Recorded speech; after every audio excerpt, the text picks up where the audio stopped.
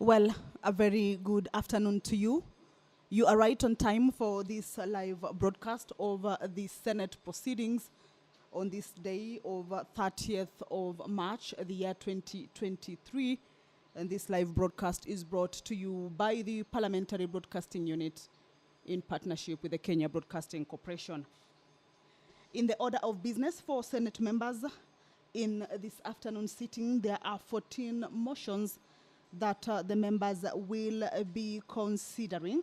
One of the motions is that the Senate Majority Leader, Honorable Aaron Cheruiyot, will be moving a motion on the adjournment of the Senate, and it will be seeking to have the Senate adjourn until Tuesday, 11th of April, the year 2023. This is one of the motions that this afternoon members will be considering for a short recess that will be ending on the 11th of April, the year 2023. Honorable Senator Catherine Muma will also be moving a motion on accelerating the implementation of sustainable development goals. And in this motion, the member states that the 2030 agenda for sustainable development adopted by all United Nations member states in 2015 provides a shared global blueprint aimed at ending poverty, protecting the Earth's environment and climate, and ensuring that people everywhere enjoy peace and prosperity. Therefore, the member will be seeking to have the Senate resolve that the State Department for Economic Planning, in consultation with the Council of Governors, comes up with reviewed implementation roadmaps for the two levels of government, taking into account the shocks that have impeded or any other that are likely to impede the implementation of the 2030 agenda for sustainable development. That is a motion that will be moved by Honorable Senator Catherine Muma and is part of the motions this afternoon that members of the Senate will be considering.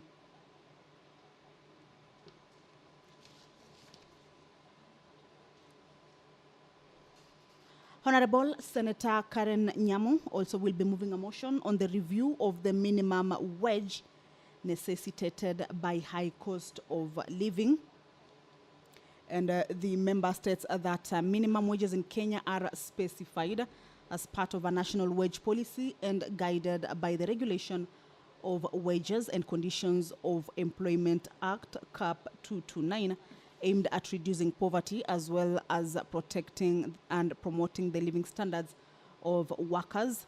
Also, that despite the increase in Kenya's minimum wage in May 2022 by 12%, to help workers cope with the surge in consumer prices, the current inflation rates have had a knock-on effect on the cost of living and doing business in the country, with the prices of goods, household energy bills, and transport remaining high. The mover of this motion will therefore be seeking the House to resolve that the Cabinet Secretary for Labour and Social Protection engages all stakeholders, including the General Wage Advisory Board and the Agricultural Wages Advisory Board, with a view of raising the minimum wage by at least 50% as from 1st May, the year 2023. That is a motion by the Honorable Member, Senator Karen Nyamu. And the Deputy Speaker of the Senate, Honorable Kathuri Murungi, is in the chambers. He will be presiding over this afternoon sitting. Allow me to hand you over for this live broadcast brought to you by PBU in partnership with KBC. Good afternoon. Let us pray. Almighty God, we beseech you to imbue with the abundant favor and blessings as your servants whom you have been pleased to call to leadership positions in this republic. We seek guidance to treat and consider all matters that shall come to under revelation in so just and faithful manner as to advance the peace, prosperity, and welfare of our country and of those whose interests you have committed to our charge. Amen.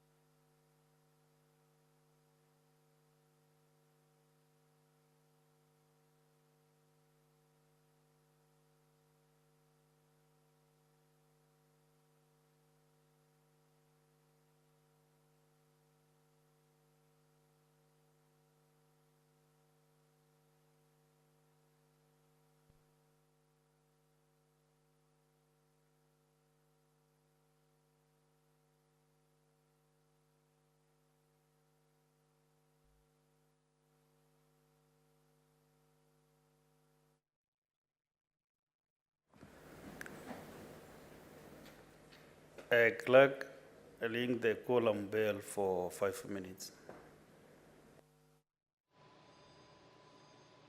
Well, the Deputy Speaker of the Senate, Honorable Kathuri Murungi, has just directed that the quorum bell be rung for 5 minutes.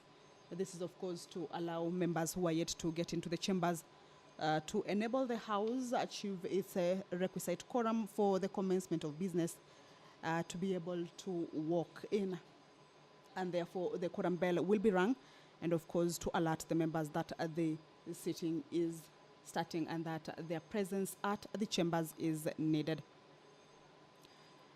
The Honorable Senator Samson Cherargei for Nandi will be presenting a petition on behalf of Mrs. Zipporah C.K. Serone concerning mistreatment, harassment, property loss, and human rights violation meted on the family of the late Honorable Jean Marie Serone. That is a petition that is lined up in the order of business for this afternoon sitting, and this petition will be presented by the Honorable Member for Nandi, Senator Samson Cherargei. Pursuant to Standing Order 53, subsection 1, nominated Senator Honorable Esther Okenyuri will be seeking a statement from the Standing Committee on Justice, Legal Affairs and Human Rights regarding the lack of a national design and framework for civic education in Kenya. The Senator for West Pokot County, Honorable Julius Murgor, will also be seeking a statement from the Standing Committee on Land, Environment and Natural Resources concerning the grabbing of land belonging to Kanyakwat Group Ranch in West Pokot County. Also pursuant to Standing Order 53, subsection 1, the Senator for Nandi County, Honorable Samson Cherargei, will be seeking a statement from the Standing Committee on Labor and Social Welfare regarding alleged mismanagement, irregular procurement, and misuse of funds at the Sports, Arts and Social Development Fund. The Senator for Kisumu County, Honorable Professor Tom Ojenda, will be seeking a statement from the Standing Committee on Health concerning the poor state of delivery of health services in Kisumu County. Those are a number of statements that, pursuant to standing orders of the House, these members will have that opportunity to seek for a response from the standing committees as required. Currently is a 5-minute quorum bell as directed by the Deputy Speaker of the Senate to allow members to walk into the chambers and enable the House achieve its requisite quorum that is prescribed in the standing orders before the commencement of the House. 15 members ought to be seated in the chambers at the commencement of the House business, and currently is a quorum bell to enable the House achieve that required number of members in the chambers for the House business to kick off. Honorable Senator Enoch Wambua will be moving a motion on drought mitigation program in public schools. And according to the member, is that Kenya is experiencing the most intense, severe and alarming drought in 40 years as a result of the failure of 4 consecutive rainy seasons affecting more than 20 counties in arid and semi-arid lands, commonly referred to as ASAL areas. The member also notes that aware that more than 4.2 million people, representing 24% of the ASAL population, are facing high levels of acute food insecurity, with about 2.7 million in crisis phase and over 700,000 people in emergency state.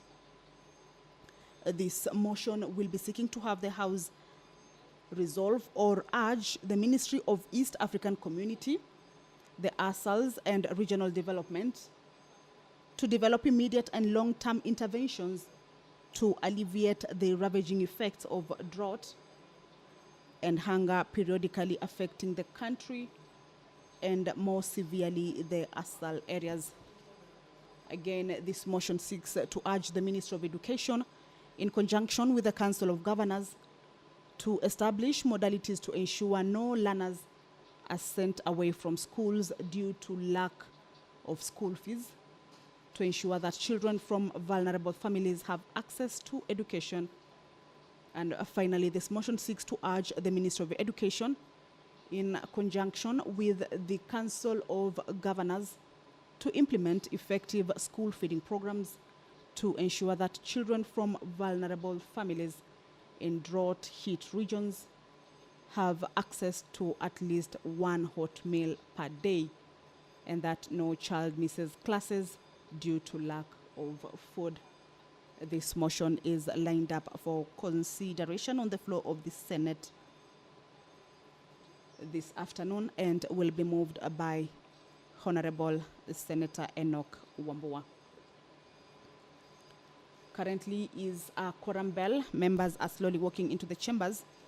Of course, the House has to attain a requisite number of 15 members in the chambers before the commencement of the House business. And that is what is currently happening, waiting for that particular number to be achieved to enable the House begin its business this afternoon. The Honorable Senator Mohammed Chute is this afternoon also moving a motion on the institution of measures to curb incessant high electricity cost in Kenya.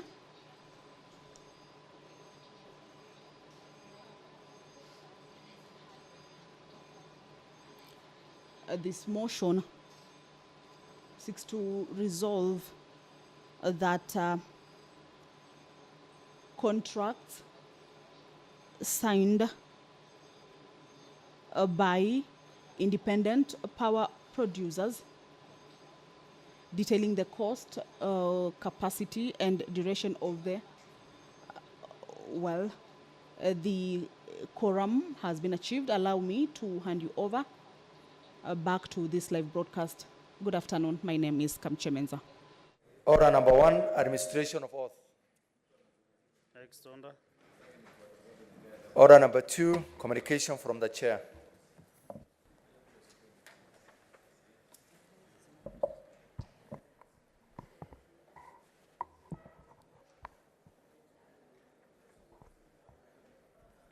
Honorable Senators, we have a visiting delegation from the Parliament of Uganda in the Speaker's Gallery. Honorable Senators, I would like to acknowledge the presence in the Speaker's Gallery this afternoon, a visiting delegation from the Parliament of Uganda. The delegation comprises parliamentary officers who are on a benchmarking visit. I request each member of the delegation to stand when called out so that you may be acknowledged in the Senate tradition. Honorable Senator, find your way to your seat.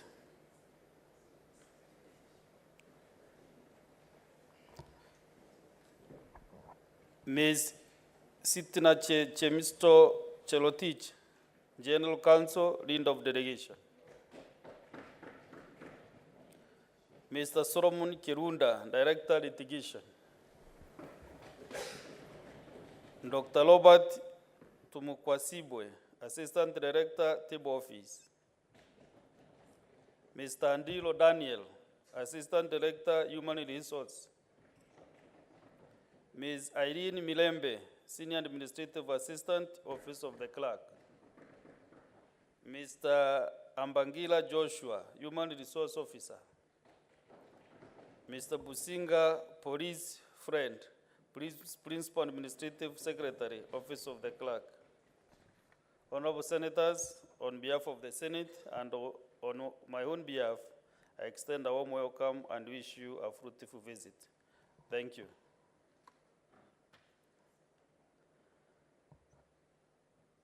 Honorable Senators, I have another communication to make concerning the demise of Honorable Kuro Maharim Hassan, Member of Parliament for Banisa constituency. Honorable Senators, It is with deep sorrow that I notify you of the untimely demise of the member of the National Assembly for Banisa constituency, the Honorable Kuro Marim Hassan, MP. That happened on Wednesday, 29th March 2023, after being involved in a road accident on Saturday, 25th March 2023, near the Al-Huda Mosque in Saudi B Estate, Nairobi. Honorable Senators, the late Honorable Hassan Kulo Nalim was born in Mandera County. He earned a Master's of Science degree in Development Studies and a Bachelor's degree in Education, both from Kenyatta University, and a Diploma in Education from Siriba Teachers College. The department colleague standing for the Kenya Advanced Certificate of Education, KACE, at Mandera High School, where he also sat for his ordinary O-level education. He was an accomplished teacher, and after graduating from Siriba Teachers College, he taught at Wajir High School before proceeding to Sheikh Hari School in Ilamu, Mandera County, where he also served as the deputy principal. Thereafter, he moved to Kigali Teachers College as a lecturer until 1992, when he changed careers and became the project coordinator at the Harland Regional Integrated Agency until 1993. Honorable Senator, proceed to your seat. Until his premature demise, the late Honorable Kuro was serving his second term in Parliament. He was first elected as a member from Banisa constituency in 2017 on the Economic Freedom Party, EFP, and under re-election on the 13th Parliament. In August 2022, under the sponsorship of the United Democratic Movement, UDM Party. The late honorable member will be remembered as a dedicated legislator in the National Assembly who served in the Departmental Committee on Trade, Industry and Cooperatives and the Public Accounts Committee. In the 12th Parliament, the late Honorable Kuro served in the Departmental Committee on Transport, Public Works and Housing.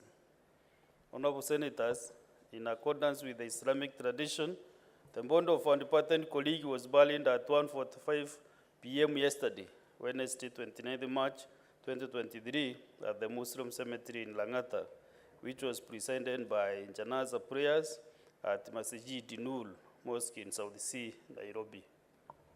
On behalf of all senators and the entire staff of the Senate, and indeed on my own behalf, I wish to take this opportunity to condole with the family of Honorable Kuro Marim, members of the National Assembly, the people of Banisa constituency, and all his friends in this most difficult time.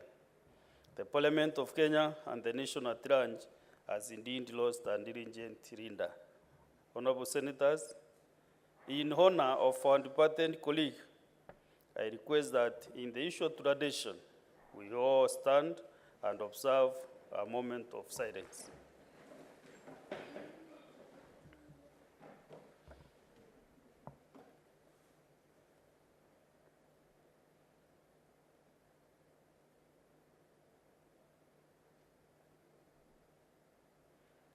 May the soul of the late Honorable Kuro Marim Hassan rest in Jannah.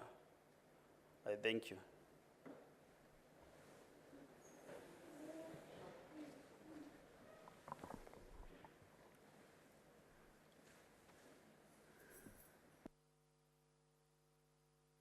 Honorable Senators, I want to give a few members to condole our departed colleague. My dashboard is blank. Majority Leader.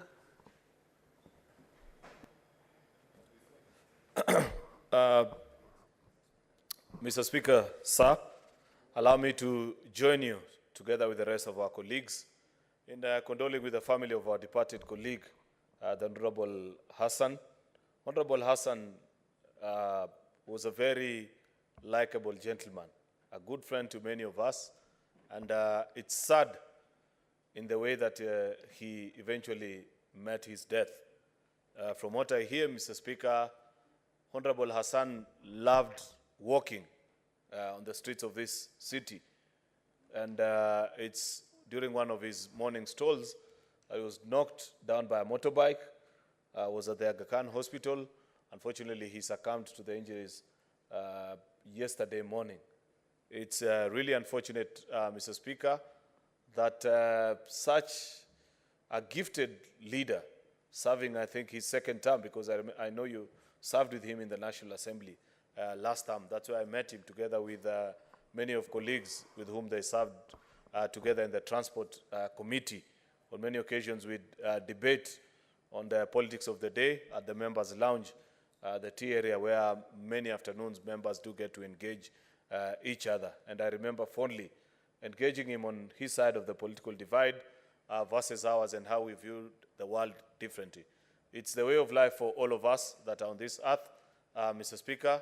So condolences to the people of Banisa for losing their leader and member that they cherished and elected for the second time last August, Mr. Speaker, only for him to depart hardly a few months after they had granted him the mandate to represent them in the August House. It's unfortunate, Mr. Speaker, but it calls unto us as leaders to reflect and know that there is no certainty, Mr. Speaker, that we live by faith, knowing that we are here today, but not certain about tomorrow. I wish him well in his journey, Mr. Speaker, and do wish his family great comfort. I do know members of the family, some of them as well, Mr. Speaker. We wish them great comfort during this time of extreme difficulty. Secondly, Mr. Speaker, I don't know if I'd be remiss, but I want to just in a minute also welcome the visiting delegation from the Parliament of Uganda, who have joined us. Like I have said in this house before, Kenya was granted the opportunity to host IAPI, East African Parliamentary Institute. If you've driven along Langata Road in Karen, Mr. Speaker, you know that just before the Kenya School of Law, there's a construction that Parliament of Kenya is undertaking. That is the institute that will host the training institute for all the parliaments of the East African community, which on many occasions, apart from visiting Parliament, delegations such as the one we have today with us, Mr. Speaker, will head there for their training. This is an honor that we were given by the Heads of State Summit about 2 or 3 years ago, and Kenya is quickly expediting on that process to ensure that in a few years' time, we are able to congregate there and interact. I know, Mr. Speaker, and I say this as a ranking member and somebody who's been around for a while, that amongst all the parliaments of the East African community, our closest friends, Mr. Speaker, are the Parliament of Uganda. We interact with them during the annual IALA Games and get to play with them. I was looking keenly to see if I'd spot any of the footballers that we play with, but I believe maybe the members, the team that are visiting, they look a bit posh to me, so they must be members of a golf team or a sport that is a bit more affluent than football, which is played by ordinary mortals like myself, Mr. Speaker. But I wish them well during their stay in Kenya. May they get the full optimum, Mr. Speaker, duration of their study and whatever they are looking forward to getting during this interaction with members of Parliament and their staff and everything that they are looking forward to. Mr. Speaker, with those many remarks, I thank you. Thank you, Majority Leader. Honorable Senators, let us take just 2 minutes to pass the message that you have on the 2 communications that I made. So next is Senator Medu John Muhia.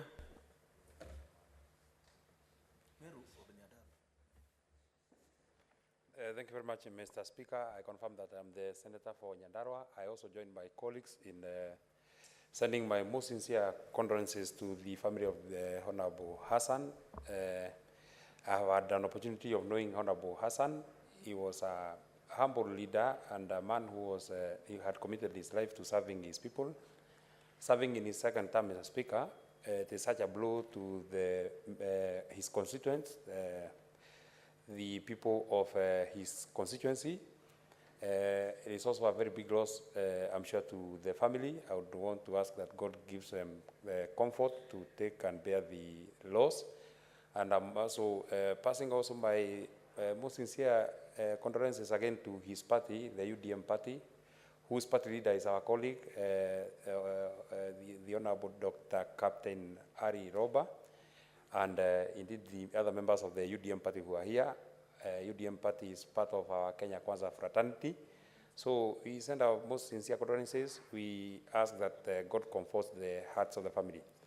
Mr. Speaker, if you also allow me to also send my most sincere condolences again to my alma mater, the university that gave me my degree, the Pony University, who have this afternoon, unfortunately, have lost a big group of students who are on their way to Jaramogi Oginga University for a games event, Mr. Speaker, and we've seen a communication from the university, maybe which will come to your office a little later, that we have lost them in tents, and it is such a sad situation, Mr. Speaker, that parents who sent their students to study and students who left the university, Pony University is quite far, it is in Kilifi County.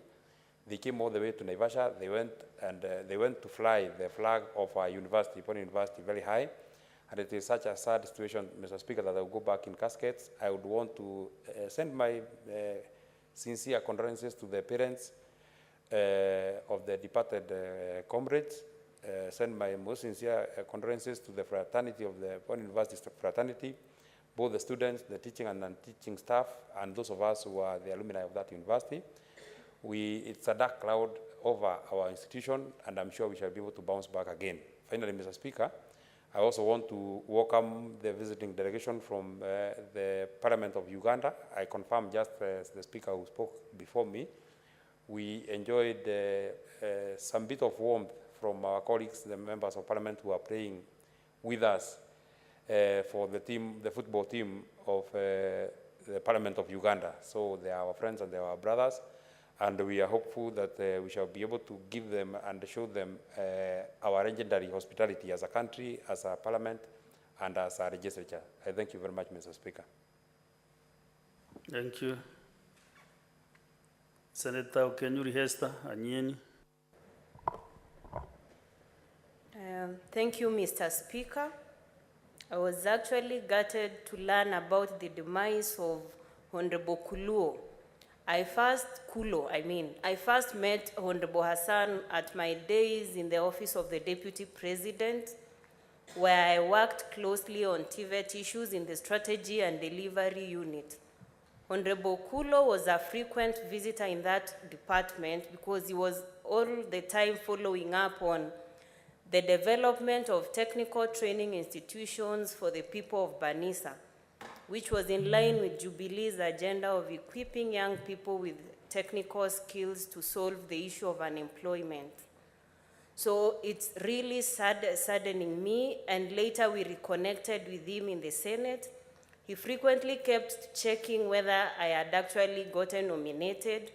That's how close the relationship was. Then later I learned about his demise from our caretaker, who was actually part of the team that rescued him on that day and who provided the CCTV footage that assisted in arresting the Boda Boda rider. So on behalf of my own self, the young people, I want to send my sincere condolences to the family, friends, and people of Banisa constituency, and my condolences to the comrades who've also lost their lives from Pwani University. Once a comrade, always a comrade. And finally, I also wish to welcome the members from the Ugandan Parliament.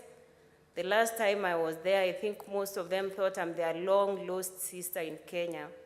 But I want to remind them, yes, that's your sister in Kenya, and we welcome you to this Parliament. Thank you. I'm trying to balance both the sides, and now I engage Senator Kenyu and to join.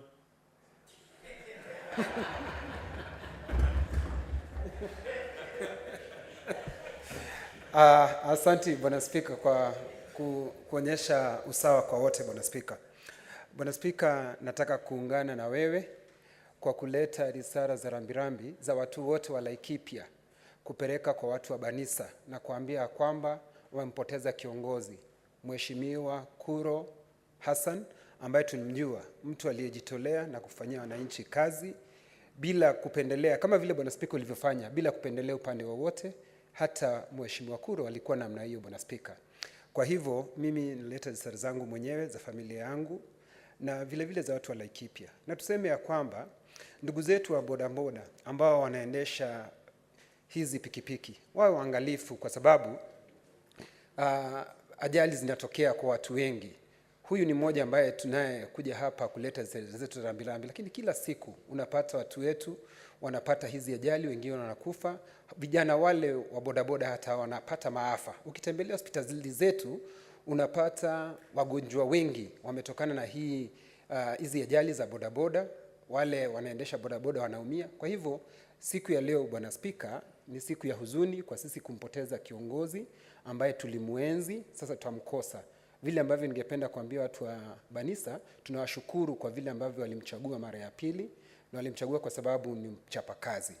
Bwana Spika, nataka kuungana na wewe kuwakaribisha ndugu zetu wa kutoka Uganda na tuwaambie wakaribie nchini kwetu. Na mimi ni uhakika, kwa sababu ukitembea hata pale Kampala, Uganda, unawapata wanaongea kwa lugha ya Kiswahili. Ni watu wanakifahamu Kiswahili, wanakimenya, na nasema Kiswahili kitukuzwe. Sisi hapa kwetu tuna ile shule ambayo ilitajwa na kiongozi wa wengi inaitwa CPST, ambayo itakuwa ikifanya mafunzo. Tungeomba mkifika hapo mtembelee hata huko, ndio muweze kuona masomo ambayo yanayotekelezwa huko.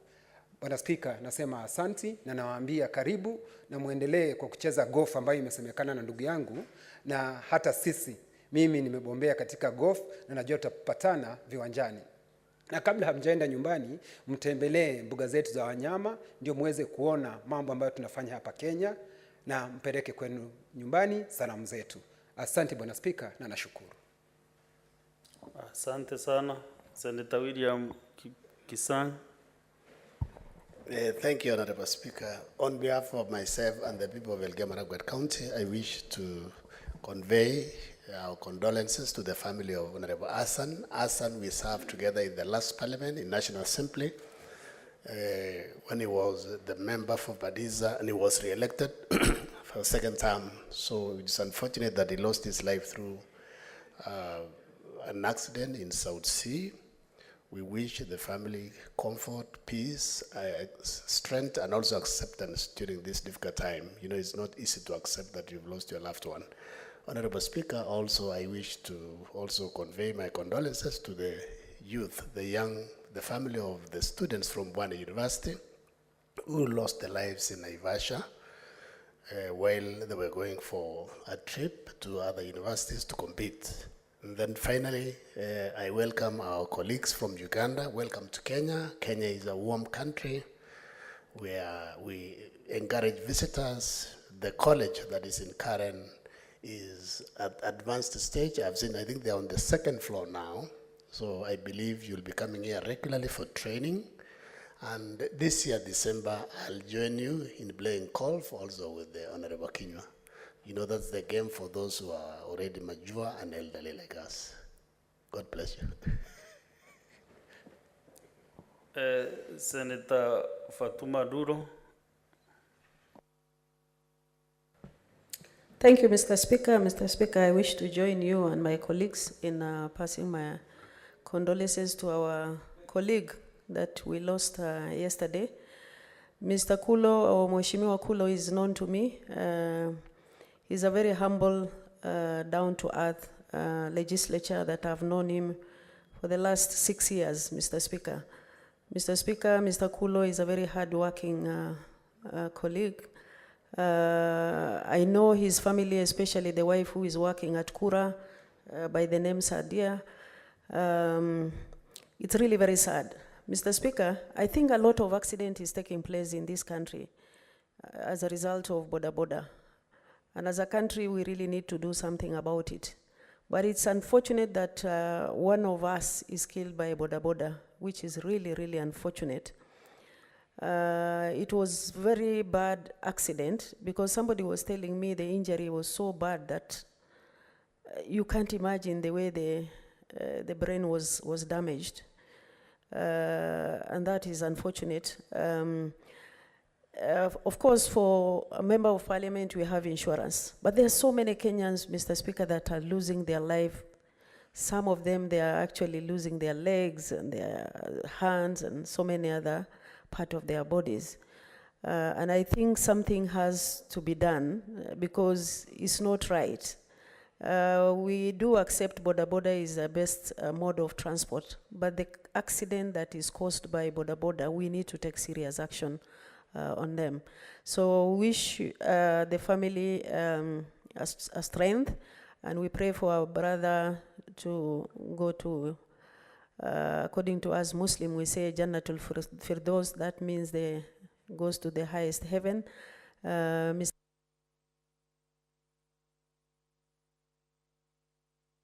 You know, she has mentioned heaven now. I can't. Mr. give Speaker, you 1 more minute. since I've mentioned heaven, maybe you give me 2 minutes to conclude. Mr. Speaker, it's not easy. We pray for the family, and I wish to welcome also our colleagues from Uganda. As a legal committee, we have received 2 delegations from Uganda this session, and I hope we should also reciprocate in visiting Uganda Parliament so that we can be able to interact with them and learn from them. So wish you a nice day, and we wish you a happy stay in Kenya, and also maybe to be able to learn 1 or 2 things from us. I thank you, Mr. Speaker. Okay, thank you, Senator Mungatana Danson. Thank you, Mr. Speaker. I also want to join my colleagues in registering my sincere condolences to our colleague who has left us. Mr. Speaker, this is not an ordinary politician. The fact that in 2017, he was elected on the Economic Freedom Party, and then the same person in 2022, he was elected on United Democratic Party. It speaks to the fact that, Mr. Speaker, it is not about the political party, but we are talking about a solid, humble man. People had put a lot of trust, the people of Banisa. I want to say very sorry. May God give you comfort during this time. And also very sorry to the family, especially the wife and the children, because, Mr. Speaker, these are the people hardest hit. On behalf of our people in Tana River County, we want to join in expressing sincere condolences to our departed colleague and his family. Mr. Speaker, having said that, I noted that the cause of this accident was because our honorable departed member used to take walks. And Mr. Speaker, that's not very different from what I do. I like running, Mr. Speaker, and on the road. And the thing that you notice, Mr. Speaker, is that there are hardly any pavements, pedestrian movements, areas. So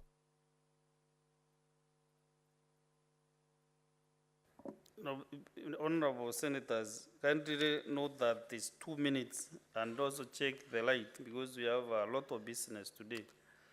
And I want us to at least to get somewhere. But if Senator Mugatana, you know you are senior legislator here, just 1 minute, and you are the last one that I'm handing any other some more time to speak. yes, Mr. Speaker, I was Just just 1 minute. thank you, Mr. Speaker. I was just saying that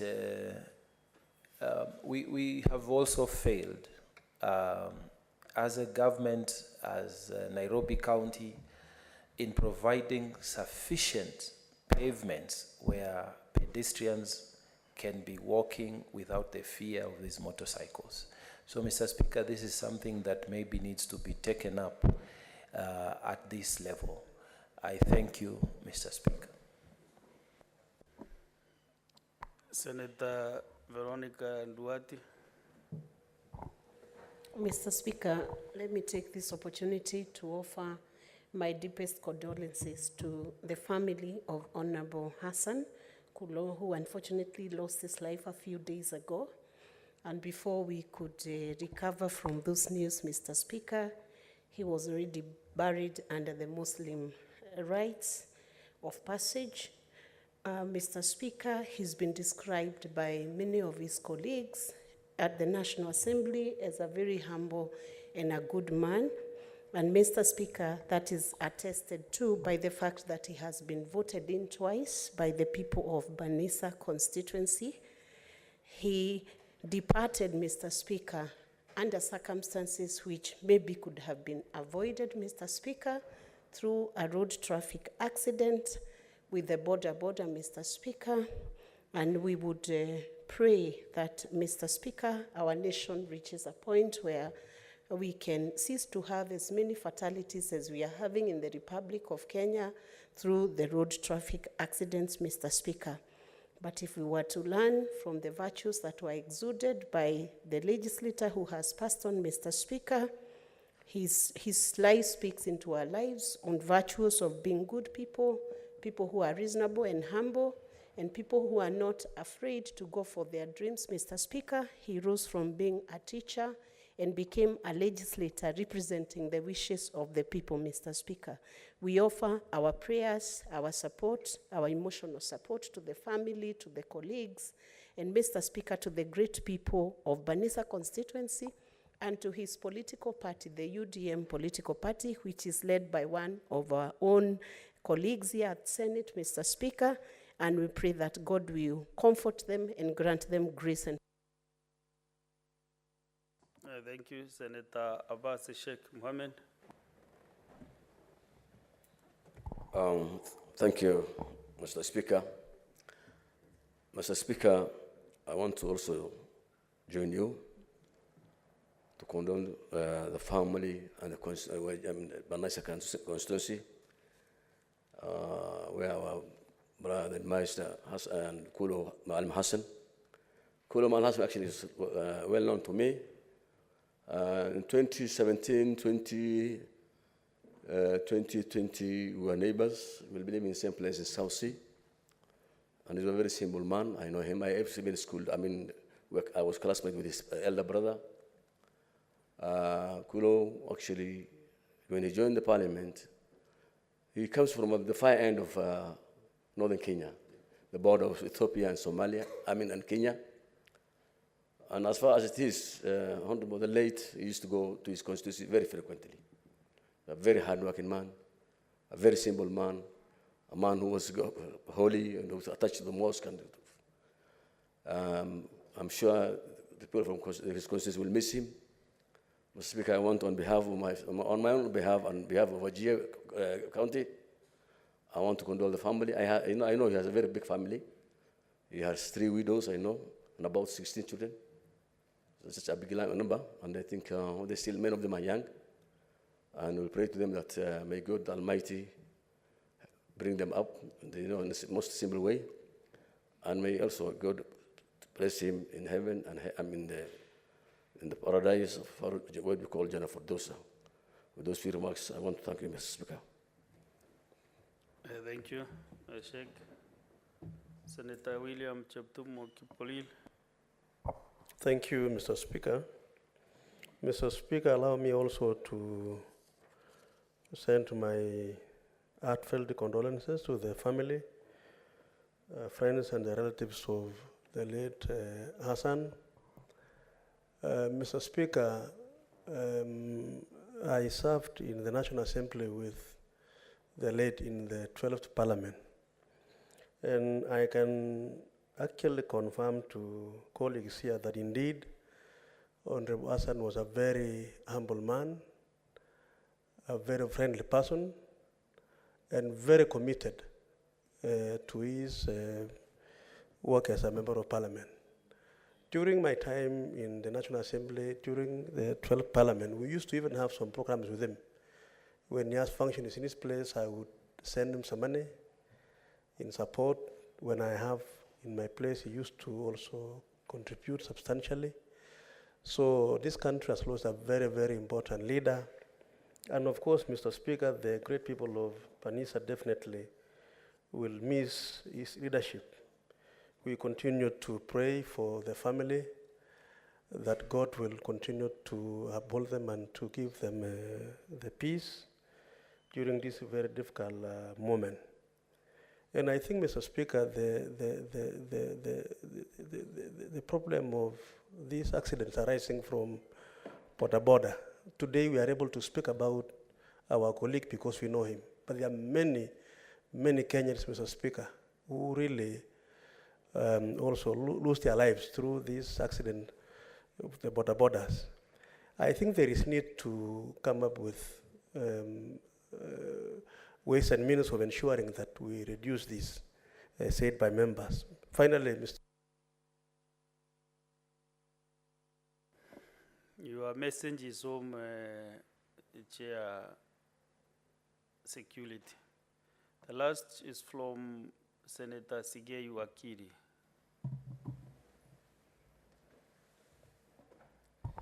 Thank you very much, Mr. Speaker. I also want to join you and the rest of my colleagues in condoling with the family of the late Honorable Hassan and the people of Banisa.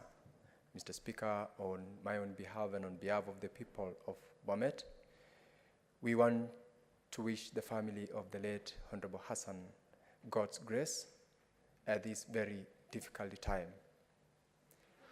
Having a legislature die in the circumstances that the Honorable Hassan lost his life is very difficult to explain. But, Mr. Speaker, we all say the plans that we do have as mortals are different from the plans that the Almighty God has for each and every one of us. And it's time for us to reflect upon our lives and also the responsibilities that are bestowed upon us as leaders of this country and other places where we come from, to make sure that we do the best while we still have the life that God grants us. I want to wish the people of Banisa, the family of the late Hassan, God's grace to overcome the difficult time of losing one of their loved ones. I thank you, Mr. Speaker. Thank you. Next order.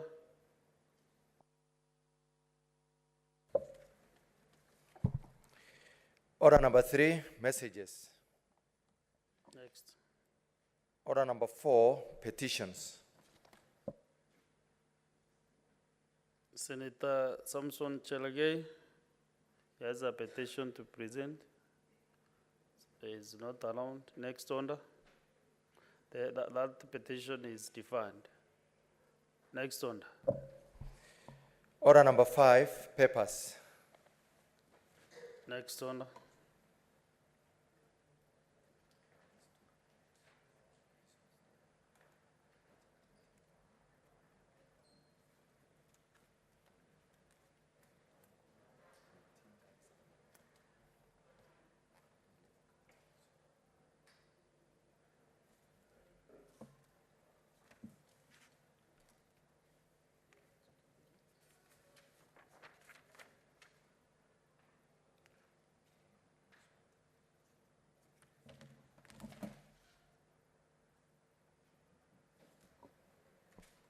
There is a paper to be read by the Chair, Agriculture Committee.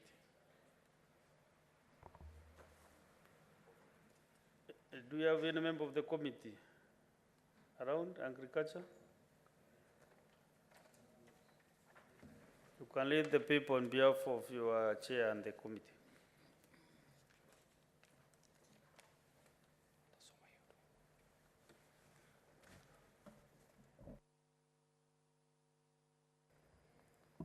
Thank you, Mr. Speaker, sir.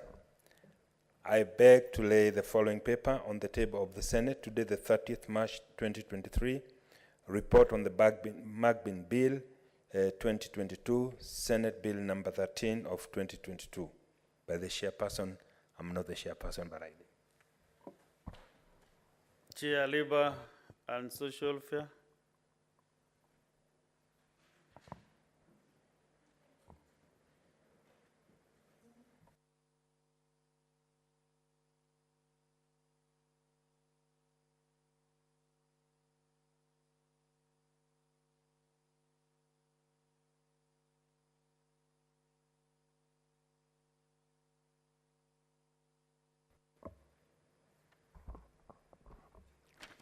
Thank you, Mr. Speaker, for giving me the opportunity to make this statement. The Senate request for statement on the grabbing of land. Chair Liba, there is a paper you are supposed to approach the table. We are not yet to the statements. You are end of time.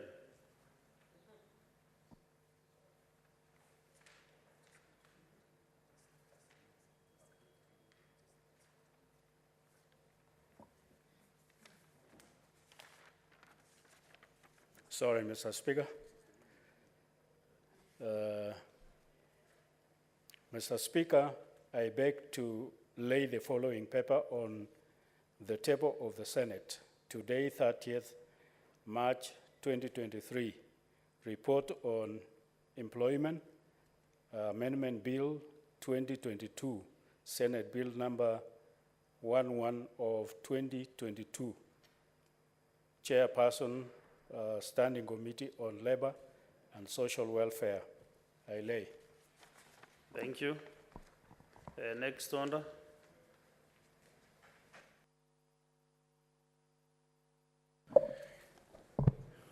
Order number 6, notices of motion.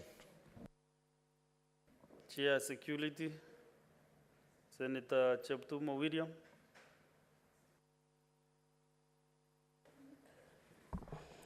Thank you, Mr. Speaker. Mr. Speaker, I beg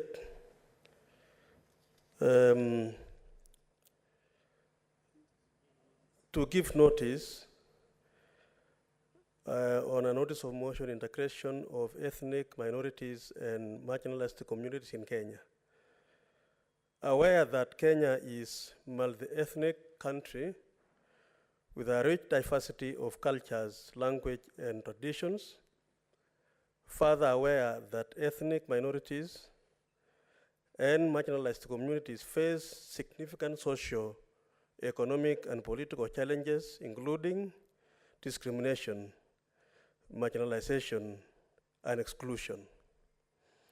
Acknowledging that Article 10, Subarticle 2B, 21C, 21.3, 27, 56, 91, Subarticle 1C, Article 10, Article 174E, Article 177(1)C, Article 204, Subarticle 3B, Article 216, Subarticle 4, and the 5th Schedule to the Constitution of Kenya obligates the state to promote and protect the welfare of ethnic minorities and marginalized communities.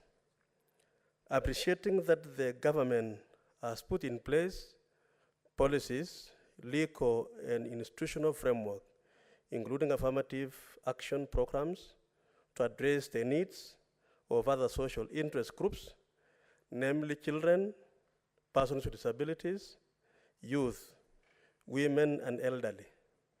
Concerned that ethnic minorities and marginalized communities remain largely unaddressed through similar interventions due to lack of an existing national policy and legislative framework.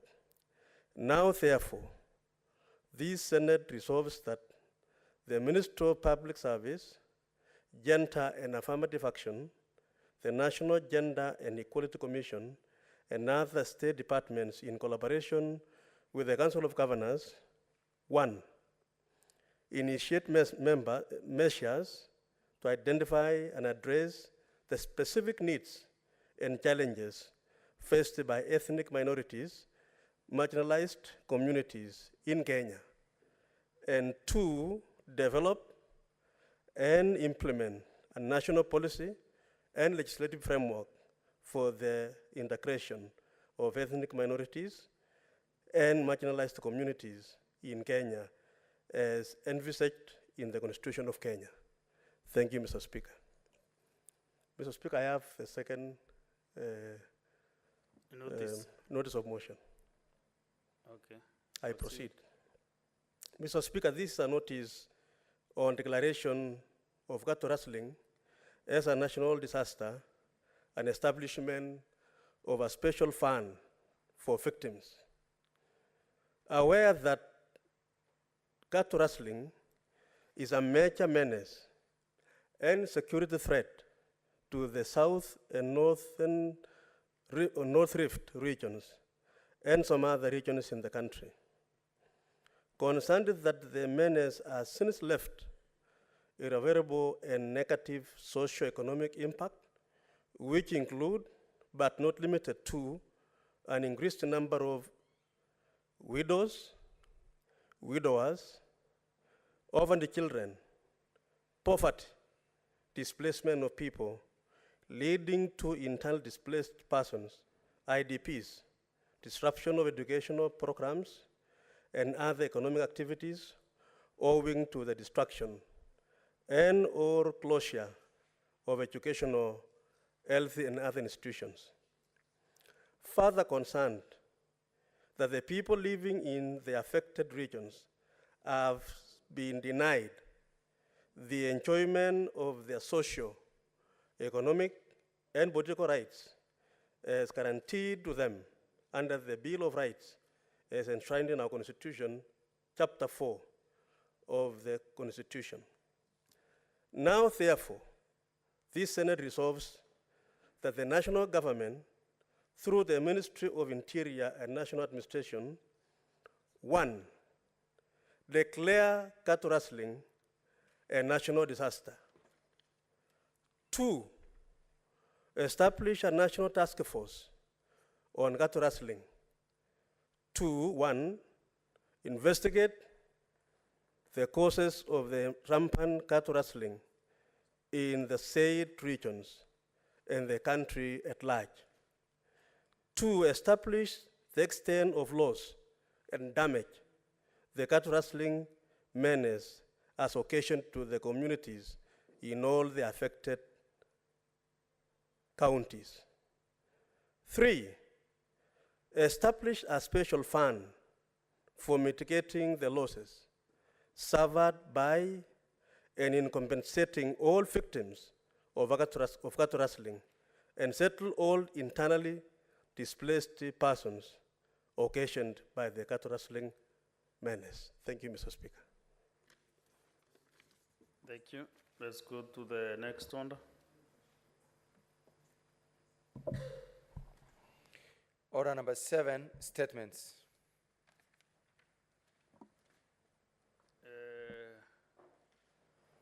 Senator, we have 2-3 statements. Senator Esther Okenyuri.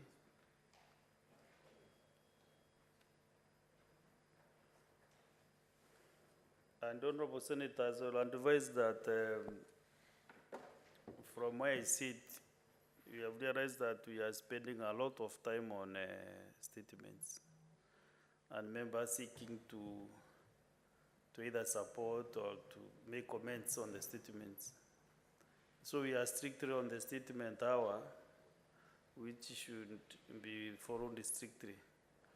And if we save time, we can get to the motions, because also many members who have motions on the order paper are approaching the chair every time requesting whether their motions can be expended with. Therefore, let us save as much time as possible so that we can get to the real business. Members take a lot of time to do a lot of research and all these things on the motions and bills. So, Senator, can you proceed? Thank you, Mr. Speaker. Request for statement on lack of national design and framework for civic education in Kenya. Mr. Speaker, sir, I rise pursuant to Standing Order 53-1 to seek a statement from the Standing Committee on Justice, Legal Affairs and Human Rights on the lack of a national design and framework for civic education in Kenya and its implications on the implementation of Section 100 of the County Governments Act 2012. In the statement, the committee should, 1, provide an update on the implementation of Section 100 of the County Governments Act of 2012, which requires each county to establish a civic education program. 2, state reasons for delay in establishment of civic education programs in all counties of Kenya, in contravention of the provisions of Article 33 of the Constitution, giving clear timelines for implementation. 3, state how the contents of the civic education curriculum are being determined in the absence of a national design and framework for civic education. 4, state targeted measures in the short term to establish a national design and framework for civic education in Kenya, leveraging the use of information technology. And finally, state measures in place to promote public awareness to ensure that the civic education programs established by counties are aligned and consistent with national goals and objectives. Thank you, Mr. Speaker.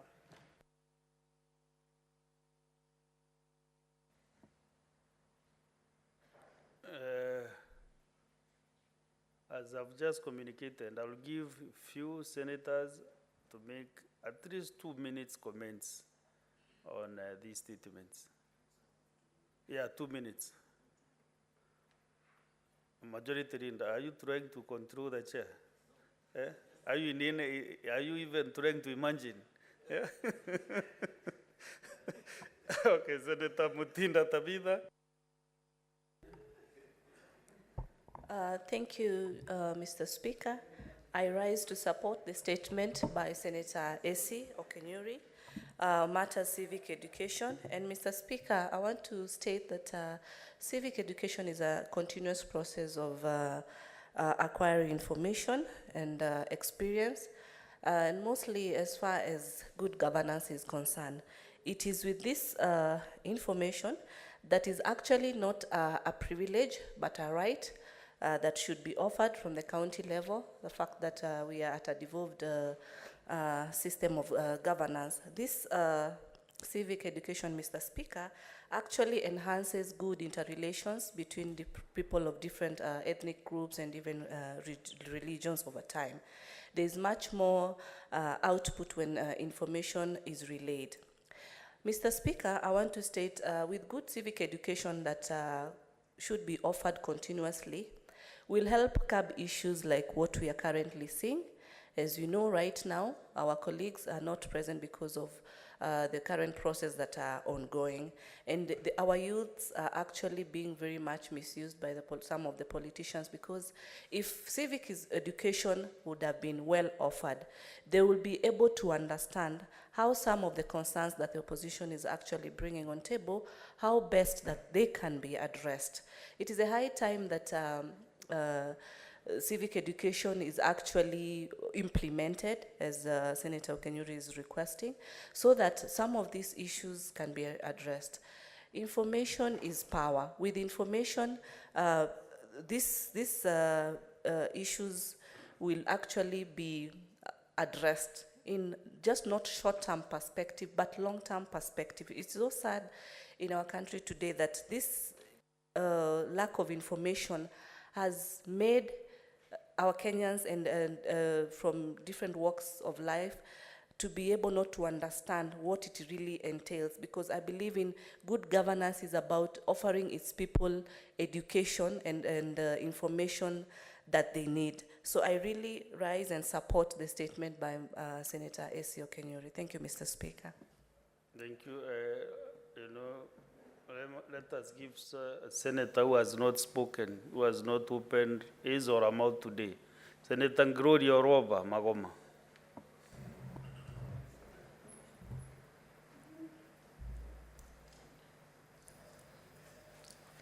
Thank you, Mr. Speaker, for this opportunity.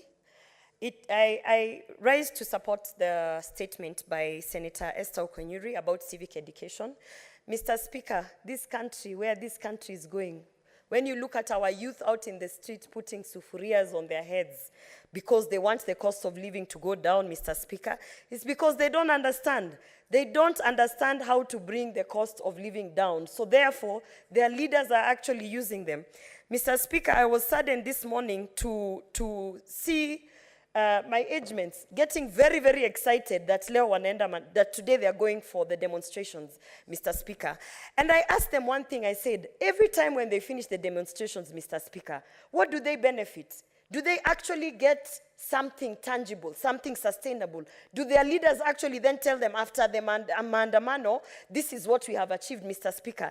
If we had the proper civic education devolved down to the grassroots, down to the households in Imara Daima today, Mr. Speaker, where we are seeing the demonstrations, then those youth will refuse to be used. As a matter of fact, the youth will tell the senators who are not in the house that instead of going for maandamano, why are you not bringing a bill to propose that certain things be done so that the cost of living goes down? Mr. Speaker, then our youth will also understand that at the end of the day, it is not about demonstrating and causing havoc so that they can be brought to the table for a handshake, but they will understand it's about voting for the right leaders. Mr. Speaker, today when you look at the opposition, we only have one senator sitting there. Mr. Speaker, this one senator that is sitting on the side of opposition they understand what they need to do in order to represent their people. They understand that they need to come to the house where they are drawing a salary from and actually push for issues in terms of cost of living. So, Mr. Speaker, as I support Senator Okenyuri on this statement on civic education, I think we should even go a step further. It is imperative that we inculcate the culture of educating our children from nursery school on how county assemblies work, on how the government works, on who needs to do what so that we can have proper changes in this country. And so therefore, Mr. Speaker, it is very sad that we have leaders sitting in this house who actually need civic education so that they can understand their role in the house and how they can change the lives of Kenyans. And so therefore it is very much needed so that we can have this civic education in this house. Thank you, Mr. Speaker. I support.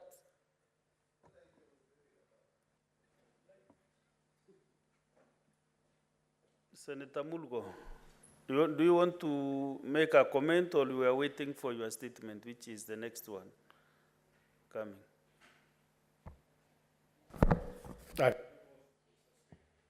Okay. Proceed. Mr. Speaker, thank you very much for allowing me to make my comments about this civic education.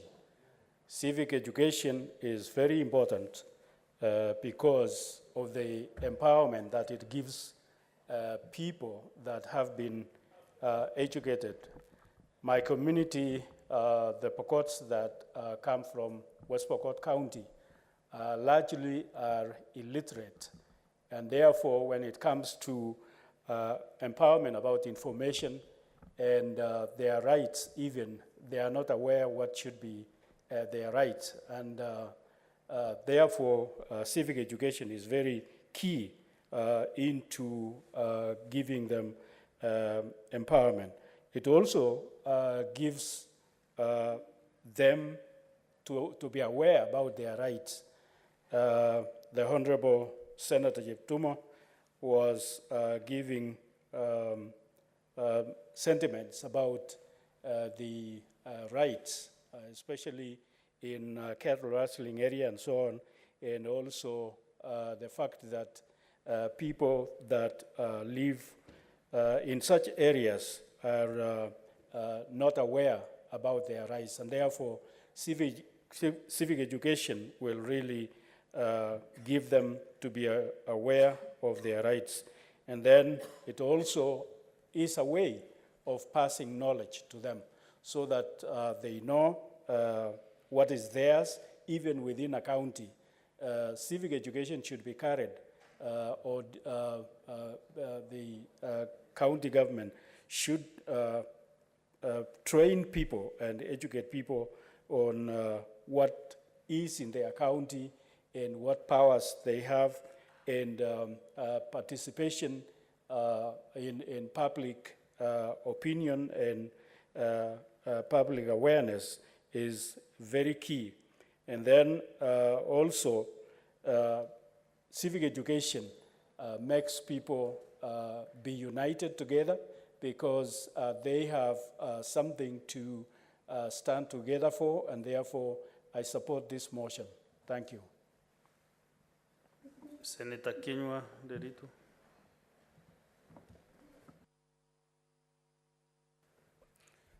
Bwana Spika, nasimama kuunga mkono taarifa hii. Na Bwana Spika, elimu ya uraia ni muhimu sana katika gatuzi zetu Bwana Spika. Kama vile inavyosemwa vizuri ya kwamba ujuzi ni nguvu Bwana Spika. Ukiangalia katika wakati mwingi ambapo raia wanaenda kupewa masomo ni wakati kuna uchaguzi. Lakini Bwana Spika, maisha hayaishi na anzi la uchaguzi Bwana Spika. Kuna mambo mengi sana yanapaswa kuwa yakifunzwa Bwana Spika. Ukitembea Bwana Spika, wakati kama huu unasikia watu wanasema kuhusu maisha yamepanda. Bwana Spika, tukienda kuwafunza wananchi kuhusu hali bora za ukulima Bwana Spika, ni mbegu gani wanapaswa kutumia Bwana Spika, ni mimea gani wanapaswa kupanda Bwana Spika, na ni wakati upi wanapaswa kupanda Bwana Spika. Haya ni mambo muhimu ambayo yanaweza kutumika katika gatuzi zetu Bwana Spika. Bwana Spika, ukiangalia shida nyingi zilizoko ni kama vile Mheshimiwa Mudgor alivyosema. Unapata wananchi wengi hawaelewi na hawafahamu Bwana Spika. Hata wakati tunapaswa kupanda Bwana Spika, hatujui ni mbolea gani ambayo tunapaswa kutumia. Bwana Spika, unapata watu wanasema ya kwamba kile ambacho ni cha bei rahisi ndicho muhimu kwao. Lakini Bwana Spika, ni kwa sababu ya kutokuwa na ule ujuzi na ufahamu wa maneno Bwana Spika. Na ni jukumu yetu, nataka kushukuru taarifa iliyoletwa Bwana Spika, tuizingatie na tuiweke maanani Bwana Spika, ndiposa wananchi wetu waweze kufahamu na kuelewa Bwana Spika. Kwa sababu kama ilivyosemwa, wale wanaofanya maandamano wanawaahidia watu maneno mengi Bwana Spika. Lakini shida ya vile ambavyo tunaweza tukaleta gharama ya maisha chini Bwana Spika, ni kuambia wananchi ukweli. Kuambia kwamba mambo yanayotendeka katika ulimwengu Bwana Spika yanatuadhiri hata sisi. Vita vilivyo kwa Ukraine vinatuadhiri hapa Kenya. Bwana Spika, mambo ya mafuta, bei ya mafuta, tuambie Wakenya ukweli. Bwana Spika, tuambie kwamba bei imepanda kwa sababu ukiangalia hata hali ya hewa imebadilika Bwana Spika. Lakini hiyo itawezekana Bwana Spika kwa sababu viongozi wengi ama ukiangalia wengi wanataka kuchukua fursa kwa sababu wananchi wetu hawaelewi, badala ya kuwafunza ni kuongoza katika njia zisizokuwa za amani Bwana Spika. Kupeleka watu maandamano Bwana Spika haitakuwa ya manufaa. Vizuri tuambia kwamba wakati kama huu, kwa sababu kumenyesha Bwana Spika, ukitembea sehemu nyingi za nchi yetu ya Kenya, saa hii watu wanapaswa kuwa akipanda Bwana Spika, na kile ambacho tulikuwa tukiongea hapa Bwana Spika ni vile ambavyo wananchi wetu watakavyopelekewa mbolea, na mbolea yenyewe isipelekwe tu mijini Bwana Spika, kwa sababu watu walio mijini Bwana Spika hawapandi. Upelekwe mashambani Bwana Spika. Mfano ukienda Nyahururu, mbolea isifikishwe Nyahururu peke yake Bwana Spika. Ipelekwe Marmanet, ipelekwe Rumuruti, ipelekwe Muhwateti, ipelekwe Kinambi, ipelekwe Matanya, ipelekwe Ramuria Bwana Spika. Kwa sababu hiyo ndiyo taarifa inayomaanisha katika gatuzi zetu Bwana Spika. Si katika miji pekee yake, kwa sababu watu wa mijini wanaelewa maneno, lakini ukienda pale ndiposa nasikia watu wengi wakisema Bwana Spika, unaposikia wakiongea ya kwamba ground mambo ni tofauti, kwa sababu wale hapo ndio maneno iko. Kwa hivyo nasimama leo kuunga mkono taarifa hiyo, na isikuwe tu ni taarifa, ni tuifuatilie mpaka yale ambayo aliyeleta taarifa alitaka tuyaangazie kwa kindani. Nashukuru Bwana Spika. Senator CJ.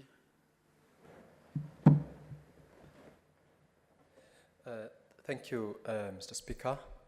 I would like to also support the statement by the Honorable Senator Essie on the need to seek information from the county governments and also generally on the implementation of Section 100 of the County Governments Act that provides for the training or training on civic education.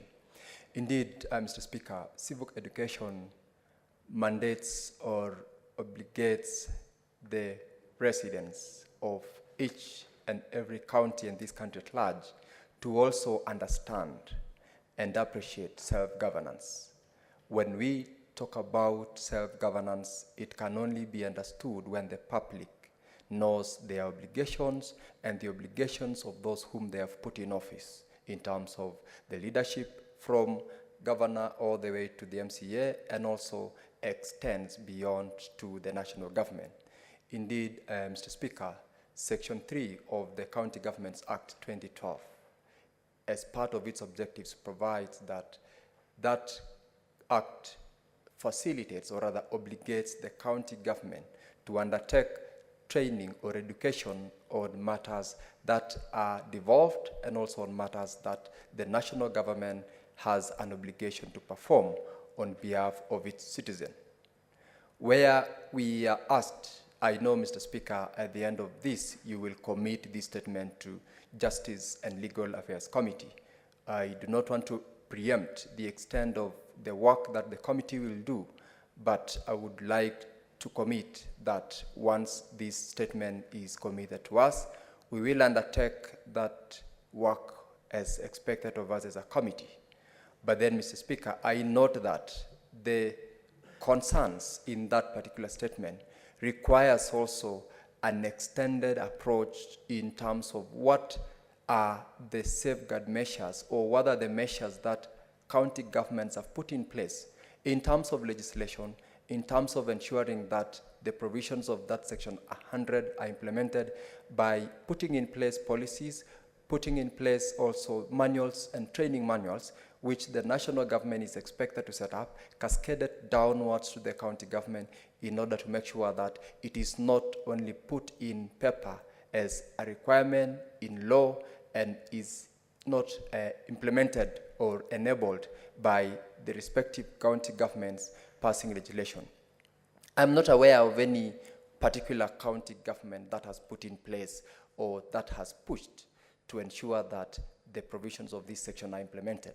And I think, and I want to appreciate also the Honorable AC for bringing it to the attention of the House and also the relevant committee, so that even as we embark on working on the statement, we will have an opportunity to invite the Education Committee, which also has a mandate in ensuring that relevant curriculum or regulatory frameworks are put in place in order to ensure that people at their lowest level are made to understand that they have a government that they've put in place and that government has got specific obligations.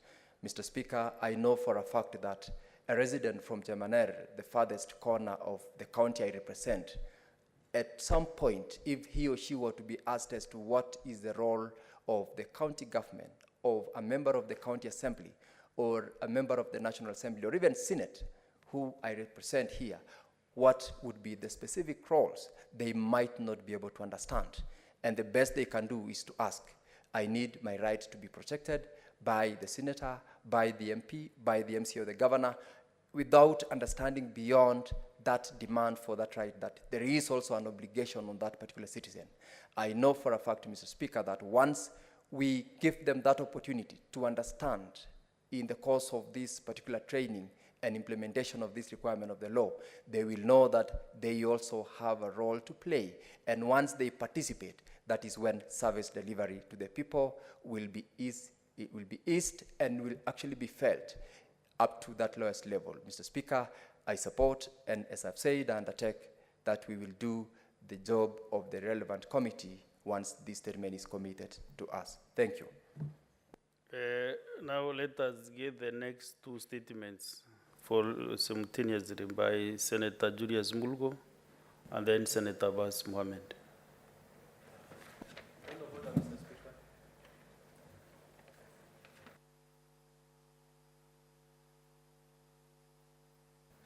What is the point of order?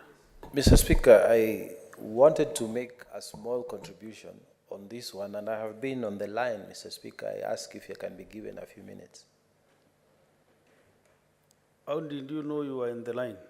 Because my gadget is showing so, Mr. Speaker. No, you know, so unless we are in the not, spirit of trying to save time, I was trying to limit the number of speakers this afternoon on that one particular statement, because I've given more than eight senators. Mr. Speaker, that particular statement by Senator. Mr. Speaker, this affects the entire country. So if you can make 1 minute, you can. Mr. Speaker, maybe two minutes. Thank you. I'm really keen to hear what you want to say. Extremely it's so, matter Mr. of national importance. Yes. Let me give you 2 minutes. Mr. Speaker, the person who is regarded as a father of civic education is Benjamin Franklin, Mr. Speaker, who is a founding father of the American nation, which was a colony of Britain. Mr. Speaker, he believed that a good government will come from good citizens. A better government will come from a well-informed citizenry. Mr. Speaker, this statement, and I pray JLAC will look at it very keenly, it seeks to set up a framework. Because a lot of times, Mr. Speaker, civic education in this country is carried towards election, and it is in a warped manner towards supporting or opposing government. So, Mr. Speaker, I really urge that they look into it, and when they look into it, they will think about counties like the Honorable Murgor's county and my county in Tana River, where there is so much clanism, tribalism, and there is no framework for, expressing things that are governmental.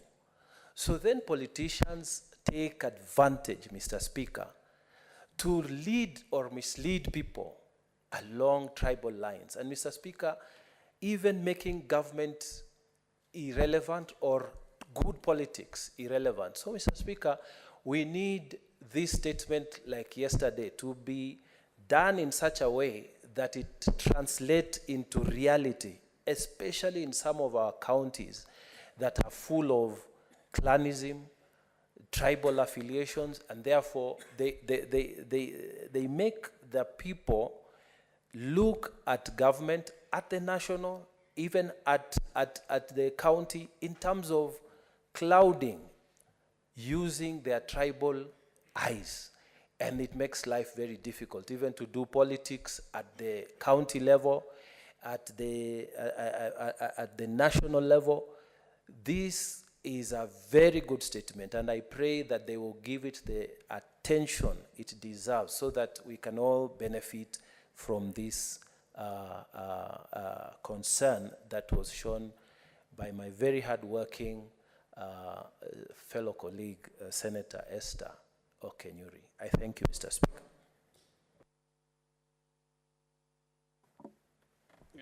Thank you. This statement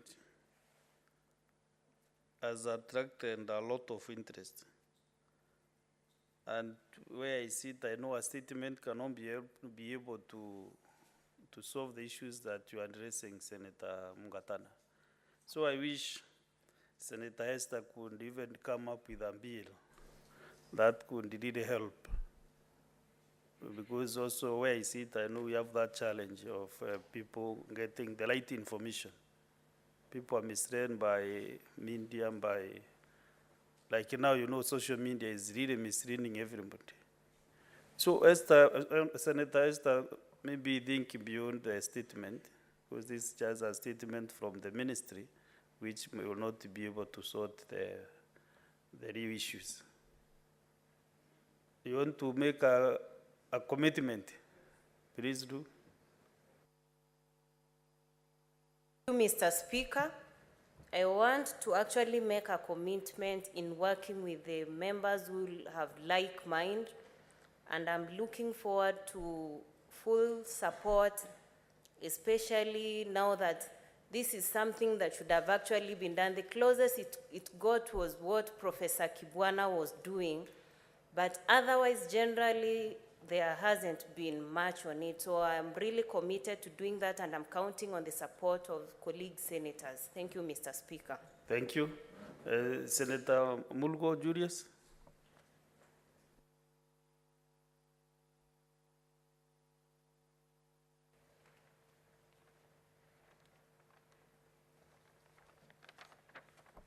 Thank you, Mr. Speaker, for giving me this opportunity to make this statement. Request for statement on grabbing of land belonging to Kanyarkwat Group Ranch in West Pokot. Mr. Speaker, sir, I rise pursuant to Standing Order 53, 1, to seek statement from the Standing Committee on Land, Environment, and Natural Resources on the grabbing of land belonging to Kanyarkwat Group Ranch in West Pokot. In the statement, the committee should explain the circumstances under which land belonging to Kanyarkwat Group Ranch, which is a community land, was mislocated, clarify whether the correct legal procedure was followed in issuing the below title deeds, and state which beneficiaries are on West Pokot, Kanyarkwat 6, measuring 800 acres and occupied by 70 households, and 2, West Pokot, Kanyarkwat 7, measuring 1,137 acres and occupied by 200 households. 3, West Pokot, Kanyarkwat 10, measuring 800 acres and occupied by 200 households, and state the measures taken by the Ministry of Lands, Public Works, Housing, and Urban Development, if any, to ensure that the land reverts back to the county government or community, and the legal action taken against the illegal beneficiaries. Thank you. Thank you. The next one by Senator Abbas Sheikh Mohammed. Mr. Speaker, I rise pursuant to Standing Order 531 to seek a statement from the Standing Committee of Finance and Budget on the status of the pending bills in Wajir County Government. In the statement, the committee should state the total amount of unpaid bills in Wajir County, giving a breakdown of these bills since 2013-2014 financial year to date, segregating the bills on the basis of development and the current expenditures against approved budgetary allocation for the county.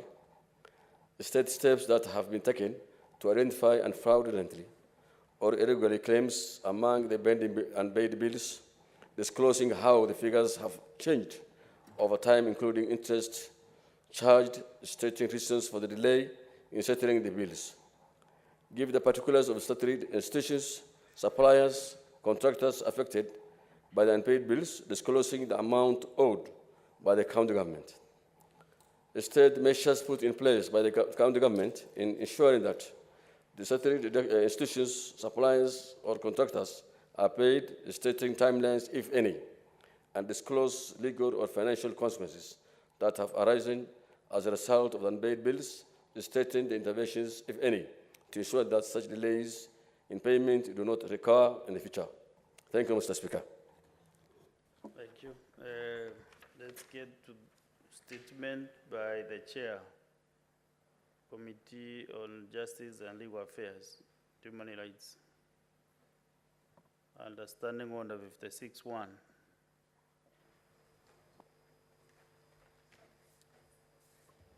Thank you very much, Mr. Speaker.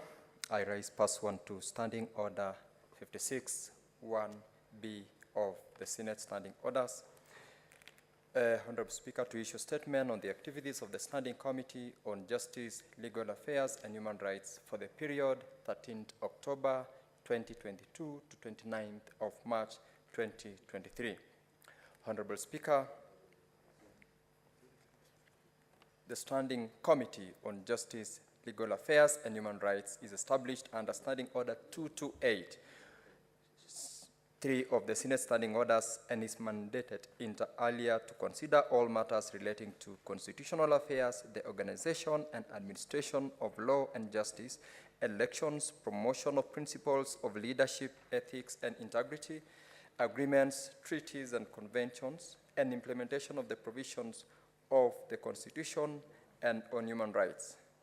Honorable Speaker, the committee, during the first session of this 13th Parliament and the first quarter of the second session, has undertaken during this period of review 31 sittings in which it considered various legislative proposals, bills, statements, petitions, and stakeholder engagements as set out below. A. Legislative proposals. Honorable Speaker, the committee undertook the pre-publication scrutiny of one legislative proposal which was referred to the committee pursuant to Standing Order 133A of the Senate Standing Orders. This was the draft Constitution of Kenya Constitution of Kenya Amendment Bill sponsored by Senator Beth Shengo, MP, seeking to amend the Constitution to give effect to the two-thirds gender principle in elective public bodies. The committee proceeded to examine the proposed bill against the criteria set out in the standing orders and held discussions with the sponsor during the consideration of the proposal. Subsequently, Mr. Speaker and honorable members, the committee resolved to recommend to the Honorable Speaker of the Senate to direct that the legislative proposal is accepted and that it be published as a bill, pursuant to Senate Standing Order 131-2. And Mr. Speaker, I am aware that this process is actively going on. Honorable Speaker, the committee further considered several bills which lapsed during the previous term of Parliament and identified some of which are due for reintroduction during the current term. These bills, Mr. Speaker, include the Law of Succession Amendment Bill, which is to be sponsored by Senator Veronica Maina, MP, and who is a member of the committee. Number 2, Mr. Speaker, the Security Laws Amendment Bill, and number 3, the Alternative Dispute Resolution Bill. Under B, Mr. Speaker, on bills, honorable members and Speaker, the committee considered 3 bills during the reporting period and tabled the reports thereon in the Senate. These reports are under the Independent Electoral and Boundaries Commission Amendment Bill number 49 of 2022, the Parliamentary Powers and Privileges Amendment Bill number 5 of 2022, and the Preservation of Human Dignity and Enforcement of Economic and Social Rights Bill 2022, Senate Bills number 7 of 2022.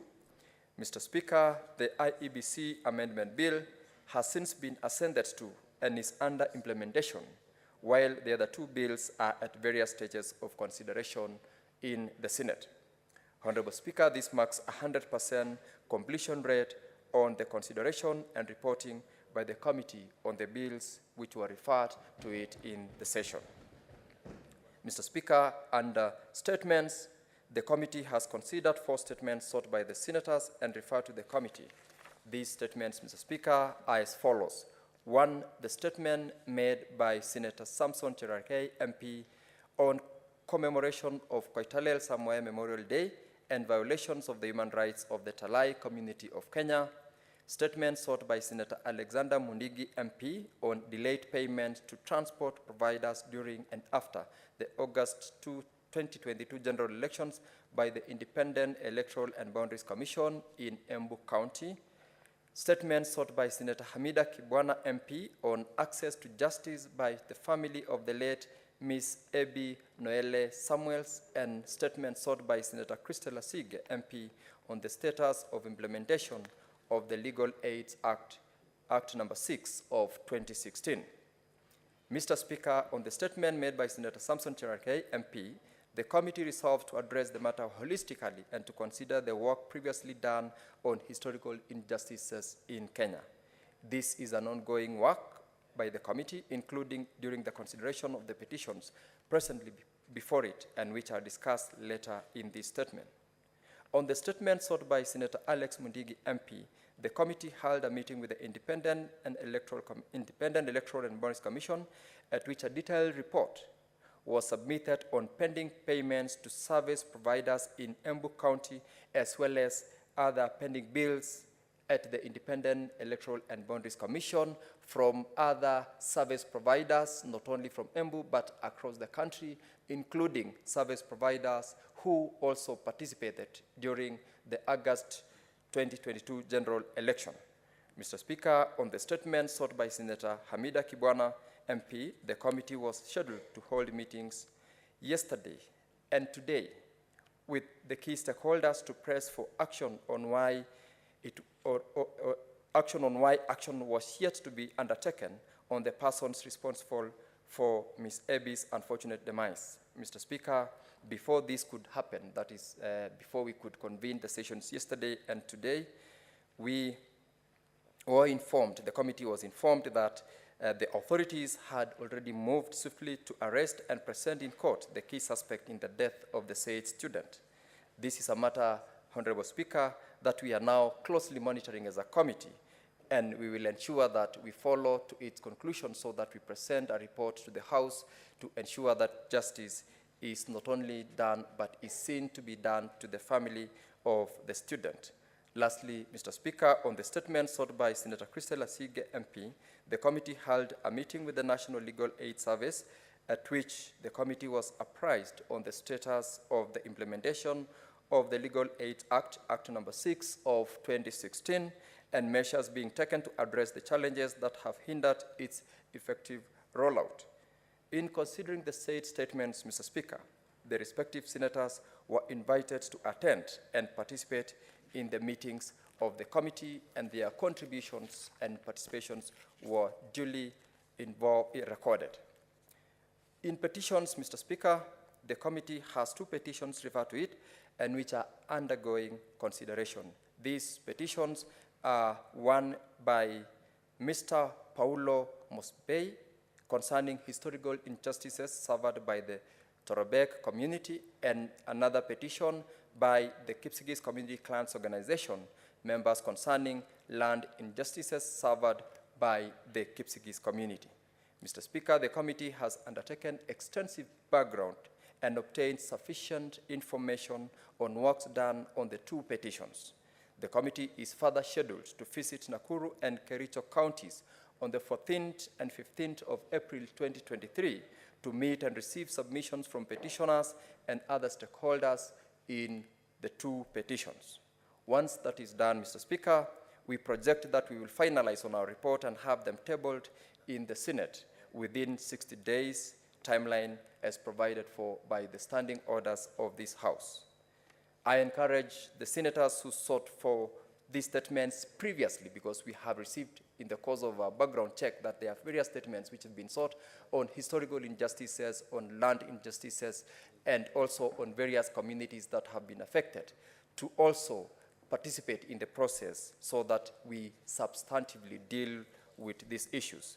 Mr. Speaker, on vetting of appointment to public office, Honorable Speaker, the committee during the period under review undertook the vetting of the Honorable Johnson Mudhama, who was nominated for appointment to the position of Member of Parliamentary Service Commission under Article 127 2D of the Constitution. The committee tabled its report in the Senate, and following deliberations, the Senate adopted the report and approved the said appointment of the Honorable Johnson Mudhama to the Parliamentary Service Commission. He has reported into office and is undertaking his mandate as a commissioner and serving the people of Kenya in that capacity as one of the members of the Parliamentary Service Commission. Mr. Speaker, on stakeholder engagements, the committee continued to hold regular engagements with its key stakeholders to receive submissions and exchange various legislative and other business under consideration of the committee, and also on matters which have been committed by the House to the committee. The committee has also participated in activities at which the chairperson and members of the committee have previously been invited to represent the Senate, including one during the launch of the annual State of the Judiciary and Administration of Justice report, commonly known as SOJA, held at Supreme Court grounds on the 14th of April, on the 4th of November 2022. Number 2, the 16th Annual General Meeting and Conference of Africa Prosecutors Association, APA, held in Mombasa, County on 30th and 31st of January 2023, and consultative forum with the selection panel for appointment of the chairpersons and members of the Independent Electoral and Boundaries Commission, which, Mr. Speaker, I had the pleasure of addressing them yesterday in the course of their performance of their role. Honorable Speaker, while the committee had scheduled its induction and work planning retreats to be held in January 2023, the dates coincided with those of the CPA post-election seminar, and as a result of which we had to postpone the committee induction. This event, which we have since reconfigured to a stakeholder engagement retreat, is now scheduled to take place from Monday to Wednesday next week, where the committee has decided to sacrifice the period within which they are meant to be in recess in order to deal with serious issues involving this House. This retreat, Mr. Speaker, will be in Naivasha in Nakuru County, during which period the committee will meet with its key stakeholders, both from the government and non-state actors, to discuss on respective mandates and areas of convergence, identify legislative gaps, and firm up opportunities for collaboration and cooperation during the term of the 13th Parliament. Mr. Speaker, on county and foreign visits, the committee is scheduled to undertake its first set of county visits in the coming month, that is in Nakuru and Kericho counties, during which period it will receive stakeholder views on the two petitions which I have already addressed this House on previously. On foreign travel, Mr. Speaker, the committee participated in the 23rd Commonwealth Conference in March 2023 in Goa, India. The topics that were discussed during the conference were of great relevance to the committee mandate. Mr. Speaker, we are finalizing on the report on this particular visit and will be tabling it in the floor of the House upon resumption from the short recess that shall commence at the rise of the House today. Mr. Speaker, as I conclude, I want to thank your office for the support accorded to the committee in undertaking its work. I also wish to acknowledge the Secretariat support that the committee has received from the Office of the Clerk during the period under review. Lastly, Mr. Speaker, I wish to commend the members of the committee who have been very diligent in executing the work of the committee. This committee, Mr. Speaker, and I must commend, meets every day from Monday, on Tuesday, Wednesday, and Thursday, starting 8 a.m. in the morning to transact on the business that has been placed before the committee.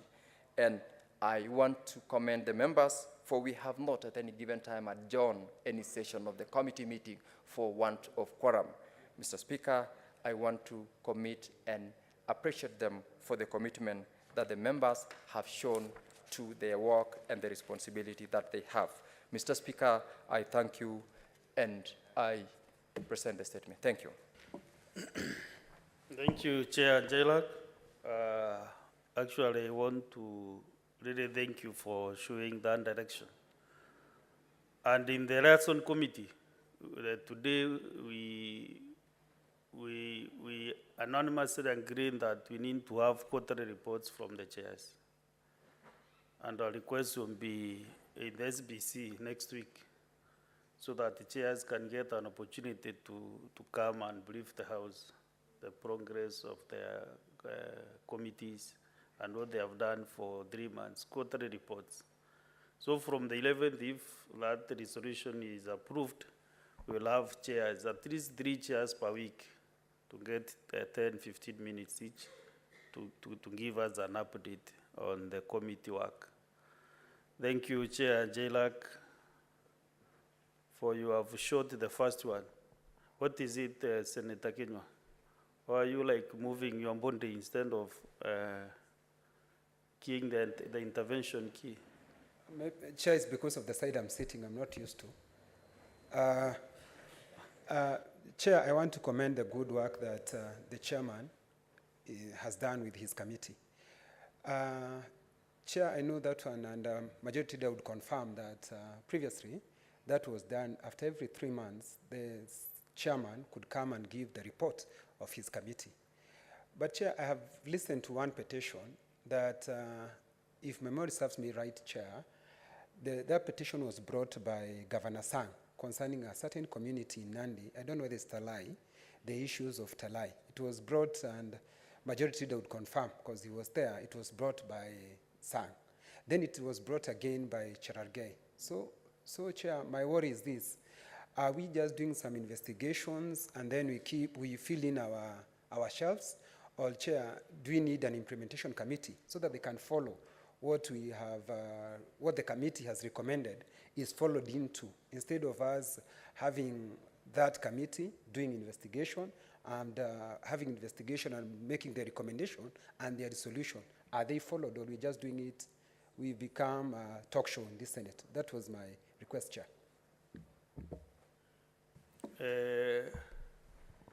That is a valid concern, but now maybe the owner of the petition now, maybe is not aware that that petition was executed by another senator sometimes back. So the chair of the committee will be able to work on it to know whether for sure they need to go back there or whether there is any report which was tabled here. If there is any other report, then the secretariat can advise you accordingly. And then you do some other things. Otherwise, now let us get the majority leader. Make your statement.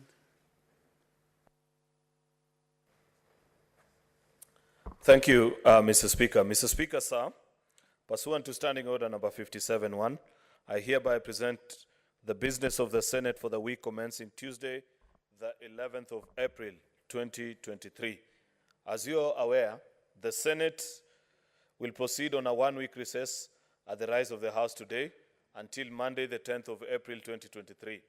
Regular sittings of the Senate will resume on the 11th of April, 2023. Mr. Speaker, sir, there are 22 bills which have been published in the Senate. Out of these bills, 19 are at the second reading stage and 1 is at the committee of the whole stage. One other bill is undergoing concurrence as contemplated under Article 110 of the Constitution. The bill will be scheduled for first reading upon upon completion of this process by the speakers of the Houses of Parliament. One bill was concluded and assented to by His Excellency, the President. As indicated in order paper number 8 and 9, there are bills scheduled for division at the second reading stage. I urge majority and minority whips to mobilize the requisite number of Senate so that voting thereon can take place. Additionally, I continue to urge the movers of the bills to avail themselves in the chamber whenever the bills are scheduled in the order paper. I urge honorable senators, in accordance with our constitutional mandate of representing the interests of counties and their governments, to attend plenary sittings to contribute the business of the House. 4, concerning bills that are under consideration by the respective standing committees, I urge committees to expeditiously conclude this process and to table the reports pursuant to Standing Order number 148-1. On this matter, I implore the chairperson of the Liaison Committee to intervene so that the reports on these bills are tabled within the stipulated timelines. Mr. Speaker, sir, with respect to petitions, the Senate has so far received 10 petitions that have been committed to various standing committees pursuant to Standing Order number 238. Standing committees are equally urged to process petitions within the 60-day period as per the provisions of Standing Order number 238-2.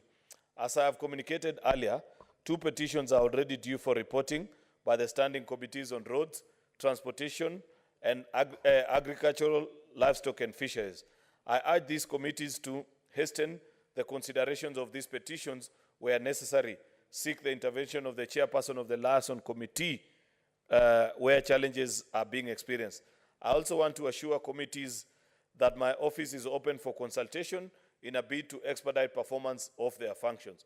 Statements are increasingly being sought pursuant to Standing Order number 53 and others issued pursuant to Standing Order number 52. I urge standing committees to utilize the coming recess to consider and conclude on statements as well as bills and petitions and report back to the House. Mr. Speaker, sir, the Senate standing orders were amended to provide for cabinet secretaries to appear before the Senate, to respond to questions, expound on government policies, and to provide reports concerning matters under their dockets. The amended standing orders will take effect on the 11th of April 2023. I want to take this opportunity to thank Honorable Speaker for giving guidelines on the processing of questions on measures to operationalize the changes to the standing orders. Yesterday, the Senate passed a resolution to alter its calendar for the second session to provide for sittings on Wednesday morning for cabinet secretaries to respond to questions and other business. Given that this is a new legislative process, I join the Honorable Speaker in appealing for cooperation from Honorable Senators and urge that we familiarize ourselves with the new procedure and the guidelines issued by the Speaker ahead of its application upon the resumption of sittings after the short recess. Mr. Speaker, sir, on Tuesday the 11th, 2023, the Senate Business Committee will consider and approve business for the day. This will contain business that will not be concluded from today's order paper and any other business scheduled on the order paper for Wednesday, 12th April and for Thursday, 13th April, will also contain business for the subsequent days. The SBC will also schedule any other business as well as petitions and statements pursuant to standing orders. As indicated in today's order paper, at order number 32, I'll move a motion for the adjournment of the Senate pursuant to calendar for the second session. During the recess period, the Easter holiday will be celebrated. Our Muslim brothers and sisters have already begun observing the holy month of Ramadan. I take this opportunity to wish all honorable members and staffers of the Senate Ramadan Kareem and a blessed Easter to the Christian brethren.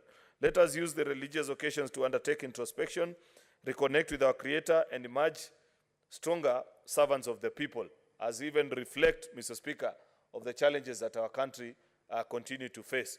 Mr. Speaker, sir, you will have keenly noted that our colleagues, mostly from the minority side, are not with us this afternoon.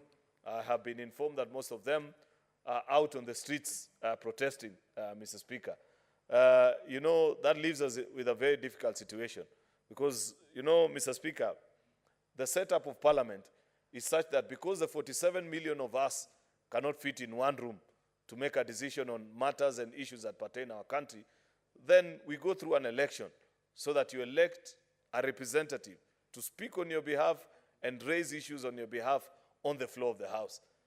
Picture a situation, and I don't think even the drafters of our Constitution, never anticipated such a situation where the representatives will abandon the premium platform that they've been given and join the citizens on the streets. Mr. Speaker, it's unfortunate. That's not what we hope for our democracy. Of course, Mr. Speaker, we are aware of the difficult time that our country continues to face after every election, because there are people who will never accept the verdict of the people through the ballot.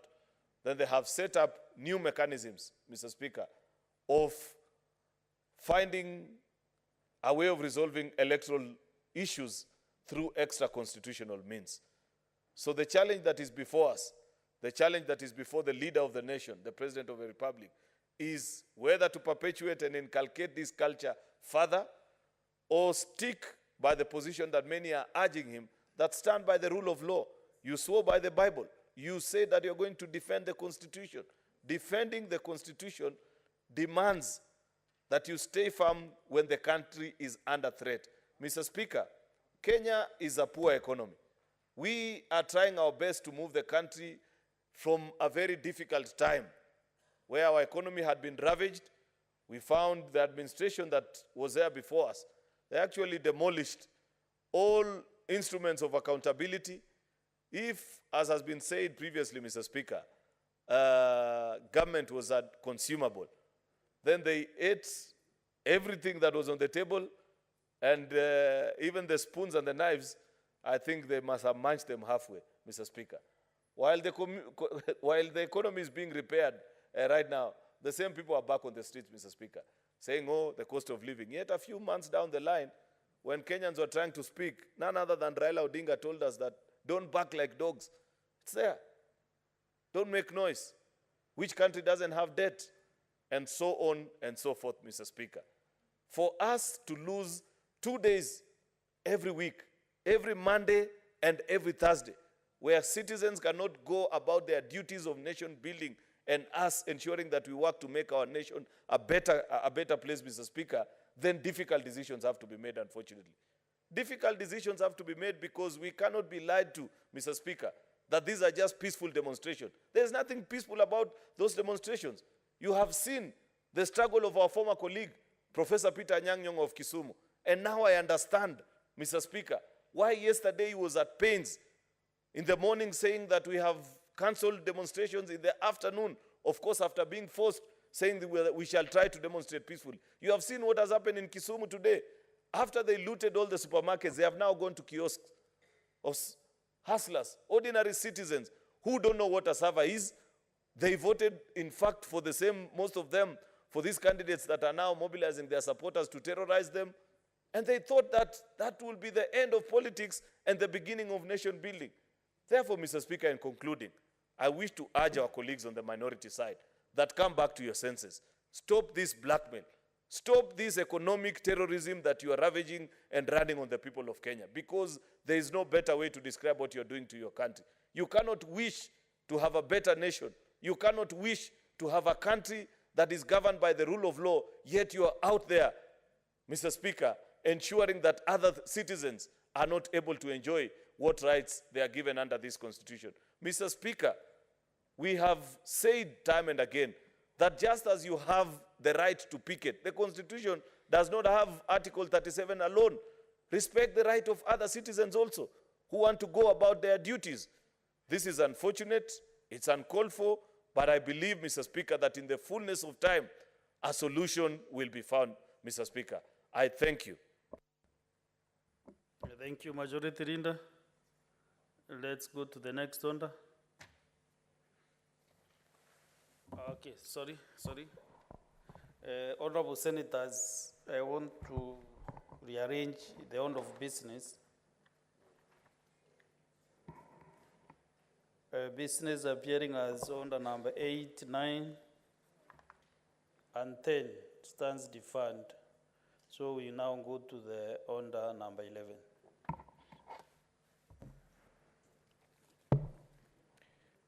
Order number 11, the preservation of human dignity and enforcement of economic and social rights bill, Senate Bills number 7 of 2022. Second reading.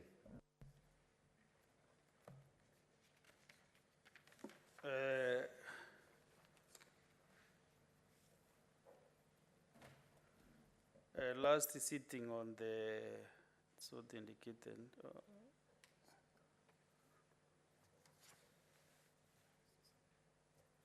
So Senator Mungatana moved the motion and was seconded. Now in the process of seconding, the majority leader has a balance of 51 minutes.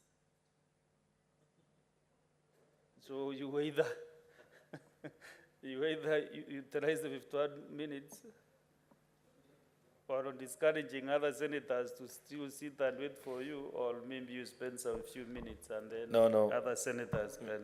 Mr. Speaker, I can assure the senators in the House that I have no intention of doing 51 minutes. I'll try and be actually brief. I had said many of the things that I wanted to say that afternoon, but there's just something that I wish to conclude on, Mr. Speaker, reading through the bill. The bill, Mr. Speaker, just for purposes of reference, seeks to give life to Article 43 of our Constitution on economic and social rights. Mr. Speaker, I do not believe that it is out of idle duty that the drafters of our Constitution included any phrase, any letter, any comma, any full stop to be part and parcel of our Constitution. The fact that Kenyans voted unanimously and agreed that this now be the sovereign document that guides us as a people, Mr. Speaker, though still under a lot of threat and abuse, Mr. Speaker, by the people that I had earlier referred on to.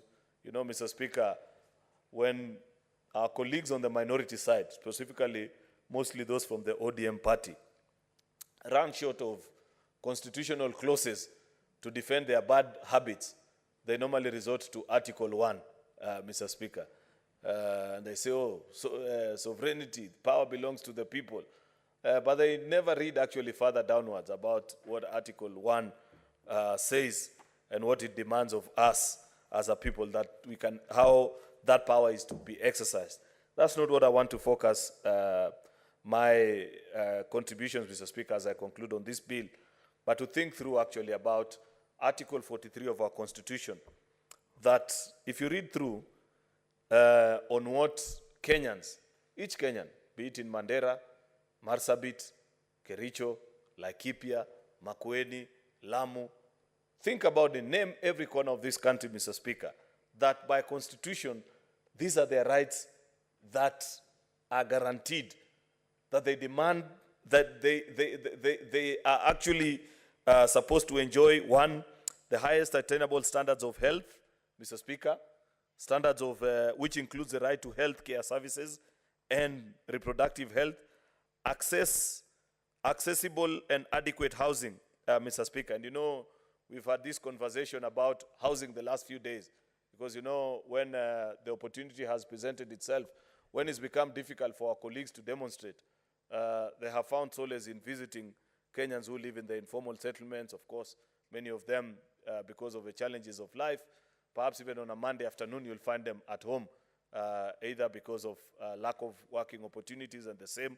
While the administration, Mr. Speaker, you know for a fact that under our promise, under the plan, which is a manifesto of the Kenya Kwanza administration, Mr. Speaker, we have affordable housing as one of our key pillars, Mr. Speaker. And one of the programs that we are implementing is to ensure that subsequently over the years, we shall be able to get rid of Kenyans living in the kind of informal settlements that are known in almost each of our major towns, Mr. Speaker. Previously, Mr. Speaker, it was not ordinary to find slums, as these settlements have come to be referred to, in other parts of the country, apart from Nairobi and Nakuru. But you'll agree with me that almost every part of this country now, almost every county has a slum. And that's not what we fought hard about when we were thinking about this constitution.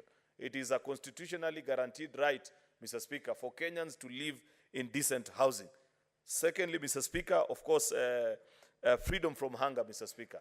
And reading through these economic and social rights, Mr. Speaker, I see the economic blueprint of this administration, Mr. Speaker, that we took time to draft, sold it to the people of Kenya. No wonder the people of Kenya agreed with President William Ruto that, having listened to all the presidential candidates, that he is the only one, despite all the odds that were stuck against him, that at least had a clue of what needed to be done in this country. Read through the economic and social rights that Kenyans demand be guaranteed to each and every Kenyan. Freedom from hunger, that it's unconstitutional, Mr. Speaker, for a Kenyan to be hungry. Of course, it's not easy to guarantee that particular right, because you know we are a capitalist society. We are not a socialist nation, Mr. Speaker, where we can say that those that are unable to, we will feed them. But what did we promise, and what are we doing as an administration, Mr. Speaker? We promised that we shall make food affordable. How do you make food affordable, Mr. Speaker? While our competitors were subsidizing the manufacturers, the big boys in this town who mill, make their profit, but on top of it, despite charging exorbitant costs to ordinary Kenyans, Mr. Speaker, need to be put on an affirmative program, Mr. Speaker, where they are paid and run it as a subsidy program, Mr. Speaker. But we said the easiest way to ensure that ordinary Kenyans are able to afford food and have it on their table easily, Mr. Speaker, is by ensuring that you subsidize production. You subsidize the farmer. You make sure that they are able to produce cheaply, Mr. Speaker. And that is what is being done. On top of that, Mr. Speaker, is to run. It's not sustainable, Mr. Speaker, to just rely on the ordinary farmers in Machakos, in Kitui, in Kericho, in Marsabit, to be able to feed the nation, Mr. Speaker. What governments, responsible governments are doing out there, and what this administration has begun, is that we must invest in large-scale agriculture as well, Mr. Speaker, to be able to be sure that at the end of the day, if the national demand, say, for a grain like rice is 300 million metric tons, Mr. Speaker, and farmers are only producing 100 or 120, the deficit, most of which we import and lose money and make us less competitive, Mr. Speaker, is produced locally through large-scale agriculture, Mr. Speaker, by ensuring that the government provides land, puts together the infrastructure by construction of mega dams. We know, Mr. Speaker, that there is a plan that at the end of the 5 years, this administration intends to put more than 400,000 hectares under irrigation, where investors will come and book a portion. Already the first lot of 20,000 is ready in Galana Kolalu, Mr. Speaker, as we speak today. And a company known as Trigger Feeds is planting maize. That will ensure, Mr. Speaker, that unlike the current situation now, where due to weather conditions and, of course, after the substitution or replacement, abolishment actually rather, Mr. Speaker, of the fertilizer subsidy program the last 4 or 5 years, many farmers quit production of maize because it was not economically sustainable then. But there is 20,000 hectares of maize that is being planted. That will ensure, Mr. Speaker, that as our farmers produce for us, the deficit, most of which we normally import, Mr. Speaker, and you know when you're importing, you're enriching the farmers of other countries, Pakistan, Indonesia, Zambia, and all these places where we import our grain from, Mr. Speaker.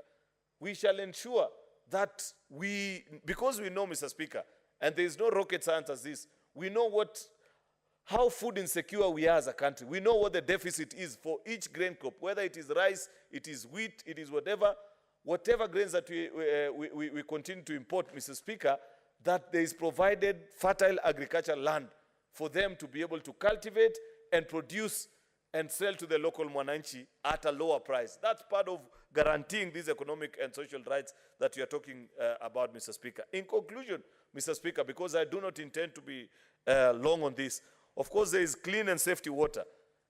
When we resume, Mr. Speaker, part of the bills that I shall be moving here as majority leader is amendments to the Water Act, Mr. Speaker, to provide for water purchase agreements so that investors are able to come and invest in the water sector in this country, use their own money, Mr. Speaker, then recover by buying. Kenyans can actually afford to buy water, Mr. Speaker. But the problem is that in many parts of this country, even that water for which Kenyans are willing to buy is not available, Mr. Speaker. If we rely on the government alone to say that as government, you either build a dam, it will take many years, Mr. Speaker. So what have we done as an administration? We've ensured that we've generated water purchase agreements, and that's part of the bills that we shall be moving here on the floor of this House, Mr. Speaker, when we return, so that we guarantee that in every part of the country, Mr. Speaker, there is available, there is access of clean, fresh water, Mr. Speaker. That's part of what is being guaranteed here under the economic and social rights, of course. Social security, you know what you are doing. Part of the amendments that shall be coming here, Mr. Speaker, are to do with NSSF, the ability to save, so that in your old age, Mr. Speaker, you're able to take care of yourself, so that you don't have this business of 200 shillings, Mr. Speaker. I have seen people try to oppose that policy move, Mr. Speaker, and you look at them and you wonder that you don't have to like the administration for you to use common sense. Tell me the truth, Mr. Speaker. How can you be saving 200 shillings and expect that in your old age, when you'll be 60 or 70 years, that the same will sustain you, Mr. Speaker, unless you're mad? So we are saying we want to provide reasonable social security, Mr. Speaker, that will be well invested, put in place governance structures under our social security fund, Mr. Speaker, where in those years to come, Mr. Speaker, in our old age, we shall be able to learn and have a good pension so that you don't have to disturb your children who will then try and, you know, Mr. Speaker, the challenge that we continue to have in this country. When people retire, they turn back to their children who are now just barely beginning life. Before they buy even their first house, they have to struggle again trying to take care of their parents, Mr. Speaker. It's a vicious cycle of poverty, which the only way to cut and ensure that you have a sustainable life is guaranteeing this right. Of course, the same can be said on education, medical treatment, Mr. Speaker, and so on and so forth. These are the social rights that are spoken about in Article 43, which Senator Dunstan Mungatana, Mr. Speaker, is guiding us and providing an avenue, providing a counsel for ensuring and guaranteeing that they shall check and ensure, Mr. Speaker, that when this council is set up and put in place, they will tick and see through every government policy that is being proposed on this floor or being implemented by the executive, Mr. Speaker, how it aligns, how it provides for ordinary citizens to enjoy these constitutionally guaranteed rights, Mr. Speaker. I know, Mr. Speaker, that there are concerns that have been shared by members of Justice and Legal Affairs Committee on either overlapping roles between the council that is being proposed here in this bill, Mr. Speaker, and Constitutional Commission like Kenya National Commission on Human Rights Commission, Mr. Speaker, I believe, given the fact, Mr. Speaker, of where we are as a country, that in some of these things, the more the merrier. If you can have more than 1 or 2 people checking and ensuring, guaranteeing, of course, in terms of budgetary provisions, we shall be able to align and divide their duties so that we ensure that Kenyans don't continue to suffer but enjoy these constitutional provided rights, Mr. Speaker, then that will be a good progress, Mr. Speaker. I don't want to be to continue longer than that, Mr. Speaker, because I know there are members of the Senate who want to speak on this particular bill, Mr. Speaker, but wish to make my comments up to that particular point. Mr. Speaker, with those very many remarks, I beg to second. Thank you. Majority Leader. Okay, honorable senators, I propose the question that the preservation of human dignity and enforcement of economic and social rights bill, Senate Bill number 7 of 2022, be now read a second time.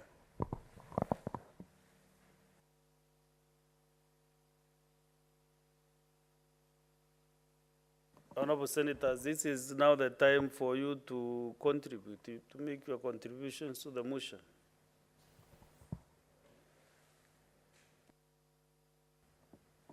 Senator Mutinda.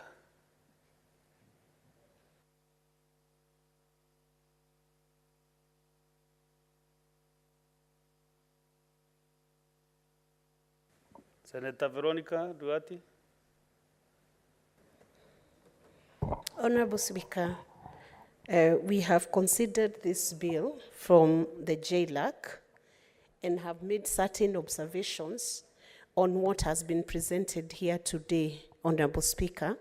And having considered the preservation of human dignity and enforcement of economic and social rights bill 2022, and considering the submissions that we have received, there are certain observations that we have made as a committee, and we would be asking at a later date that some amendments be considered to be introduced to make the bill even more better. And Mr. Speaker, we think, first of all, the bill is very timely because it brings into fore or legislates upon very useful social and economic rights which have not been registered upon, Mr. Speaker. And Article 21, 1 and 2 of the Constitution does impose a duty on the state, Mr. Speaker, and every state organ to observe, respect, protect, promote, and fulfill the rights and fundamental freedoms provided for in the Constitution. And the state is also enjoined to take appropriate legislative, policy, and other measures to set standards to achieve the progressive realization of the rights provided for in that bill, Mr. Speaker, in that Article 43. The committee did actually observe that we required additional specific standards being provided for in that bill, Mr. Speaker, so that we can have a standard on which to measure whether these rights once provided for, Mr. Speaker, can be measured over time. Because, Mr. Speaker, it's one thing to say that a bill has provided for housing of Kenyans, and it's another thing to measure whether 2 houses are enough or 100 units of houses are enough. There must be provision of standards to show if we are talking about housing, Mr. Speaker, then what level of housing do we then say we are doing a progressive realization of that right, Mr. Speaker? So one of the items that have been provided for that would require reconsideration by the mover of this bill, our senior Senator Mungatana, is to consider introducing a set of standards to achieve what is intended by the bill. Additionally, Mr. Speaker, sir, we have observed that the social and economic rights are also cross-cutting in nature, and they fall in different sectors. So they cannot be provided for under that bill in one stroke. They should be addressed maybe through different sectoral legislations that then become more refined and more better, Mr. Speaker, so that when we are talking about water, it goes into the sector where it belongs to. If we are talking about finance, then we know what we are talking about. It goes into the specific bills, legislations, Mr. Speaker. So sectoral legislations that then deal with the finer and minute detail of where each social and economic right should also fall into. Mr. Speaker, we were also of the view that some of these socio-economic rights could be existing in various legislations which have been fronted to this House through the majority leader, from the concerned ministries and state departments. And in order for us to comprehensively evaluate whether these socio-economic rights are provided for, it would also be important that these legislations are also, the existing legislations, Mr. Speaker, sir, are also analyzed so that the gaps that need to be addressed can be addressed, Mr. Speaker, sir. And I would say, Mr. Speaker, sir, a point in consideration, for instance, would be the fact that if you look at the Hustler Fund, Mr. Speaker, sir, it's addressing the needs of Kenyan citizens. And then you ask yourself, what fund would address the manufacturing industry in order for us to boost the local industry? Should we not have some legislation that matches the Hustler Fund in order to effectively address some of the issues that may be required to support manufacturers within Kenya to produce quality goods, and then balance the trade between exports and imports, so that we have incentives for manufacturers through a fund that then makes it much easier for people to set manufacturing industry. That's just one of the examples, Mr. Speaker, sir. Then we noted, Mr. Speaker, sir, that under Article 59 of the Constitution, 2 commissions dealing with human rights, e.g. the KNCHR and GEC, were created. The bill gives some of the mandate to only one of the commissions, Mr. Speaker, sir, while as the 2 commissions have mandates as concerns economic and social rights. Mr. Speaker, sir, the bill then needs to clarify between the 2, how do you distinguish the functions of, say, KNCHR and NGEC, that's the NGEC. How do you distinguish the functions that go to each? It needs to be clear, and distinct functions need to be assigned to avoid a situation where you have a clash or an overlap of the mandates of the 2 commissions. And then one of the other items that would need to be clarified in proposed amendments, Mr. Speaker, sir, is that the functions, the bill might tend to replicate functions of KNCHR as set out in Section 8 of Kenya National Commission of Human Rights. It therefore needs to bring into fore how those functions do not collide with the current bill, so that we don't have a situation where the institutions the creatures set by the bill also come into conflict with the KNHCR. And there is no need, Mr. Speaker, sir, as a way of value add, to replicate the functions. We can, the functions can be housed within one of the bills so that they are effectively executed by the relevant commission, Mr. Speaker, sir. Then there was the issue of equalization fund, which should, we were of the view as a committee that it should not feature within this bill. For obvious reason that the bill will create a parallel framework for implementation of the fund, which would result in a bit of a mix-up in terms of the functions of the equalization fund being located within that bill. Under Article 204 of the Constitution, this equalization fund was established to fast-track development in marginalized areas, to the extent necessary to bring the quality of service in those areas to the level generally enjoyed by the rest of the nations. So if that fund then is located within that bill, the understanding is that Article 43 is a general article for all the Kenyans, and there is then the specialized fund for any areas that are not at the same level with the rest of the country. So if we locate it within the bill that is being created under Article to actualize Article 43, then it means that you will either have mixed it with the general fund, or you will have not disentitled the equalization fund, or maybe neutered the equalization fund, and that also can result into confusion. So we are of the view that a consideration be made that the equalization fund is separated from the economic and social rights bill. Now, then the next issue would be the roles of each level of government, because these are rights that are supposed to be enforced both at the national level and at the county level.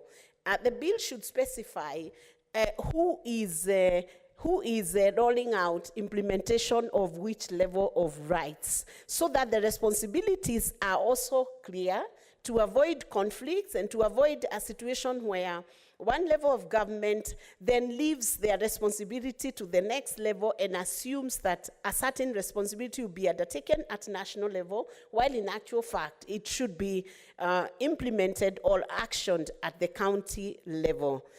Then the reporting mechanism of that bill. If it's a monitoring a monitoring bill where you are assessing whether the rights, Article 43, is being implemented effectively, what is the reporting mechanism and the requirements under the bill that should be set out in this bill to ensure that it is effectively done by the new law. And then, Mr. Speaker, sir, the committee also felt that the bill did not address instances in such issues like insecurity, contributed by non-realization of economic and social rights, either as a cause or effect of such insecurity, and what interventions can be taken to ensure that citizens residing in such areas do get to enjoy the economic and social rights as enshrined in the Constitution. And a case in point, which I have had debated in this House the last few days, Mr. Speaker, sir, is the situation of insecurity, which is happening right now in the region of West Pokot, Mr. Speaker, sir, Elgeyo Marakwet, where some senators have presented situations in this House, feeling that the levels of insecurity are actually caused by other causative factors like scarcity of resources, campering for those resources, and as a result of which, and not just that area, even other areas where we have a situation like in Kitui, where we have a scarcity of resources, driving communities to herd their cattle or to herd their camels in other zones where now the scarcity of those resources become a major causative factor of insecurity. Now, the bill also seems to suggest separate strategic plans for incorporating socioeconomic rights. The County Integrated Development Plan, CIDPSs, are expected to integrate all matters related to development within the county. And as such, an amendment to the County Governments Act would be preferred if the language in Section 108 of the Act is found to not properly capture the obligation under Article 43 of the Constitution. In effect, Mr. Speaker, sir, when we are looking at legislation that could be amended to bring into life or into effect Article 43, then we are looking at that Section 108 to see is there a possibility that it can be amended, it can be beefed up to allow for the County Governments Act and existing legislation to just continuously assist in rolling out or having an ecosystem that within which these rights can be rolled out. Now, one other observation that was done by the committee is that the development plans, both at the national and county levels of government, ought to integrate the realization of economic and social rights, and therefore there should be an alignment rather than a separation in planning and allocation of the available resources. It's harnessing the synergy of both the county level of government and the national level of government. Then there was also need for clarity on the efficiency of the institutional framework and the oversight mandate of the KNHCR. And for this reason, the committee observed that there is need for a feasibility study to determine the level of implementation of first generation of rights, and I know that the House is conversant with the first generation of rights. That's what is enshrined in the Constitution as the Bill of Rights, that being the civil and political rights, and the capacity of that commission to monitor the implementation also of the economic and social rights as proposed in the bill.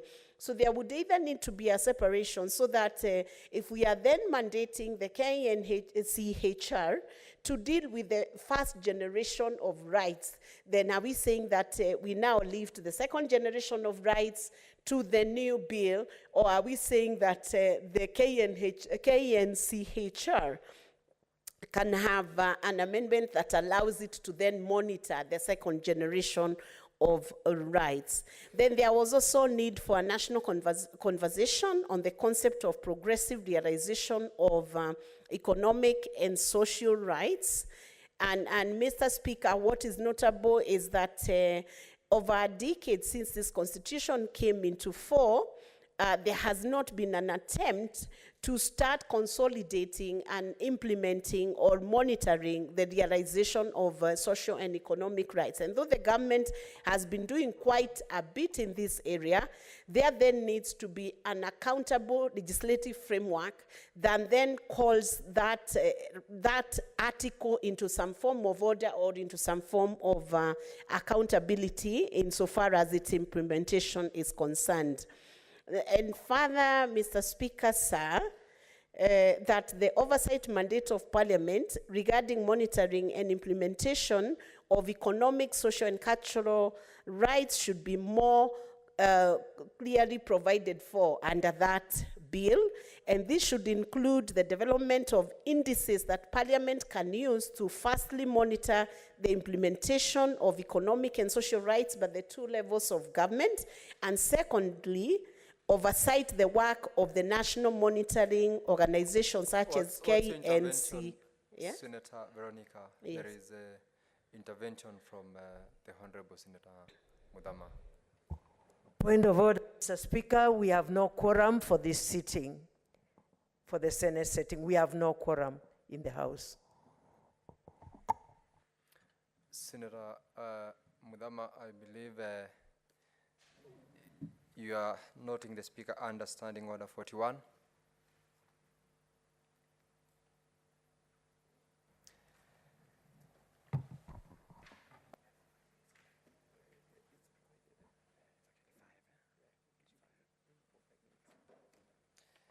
Honorable Senators, the clerk, I am asking the clerk under the provisions of Standing Order 41 to ring the division bell for 5 minutes.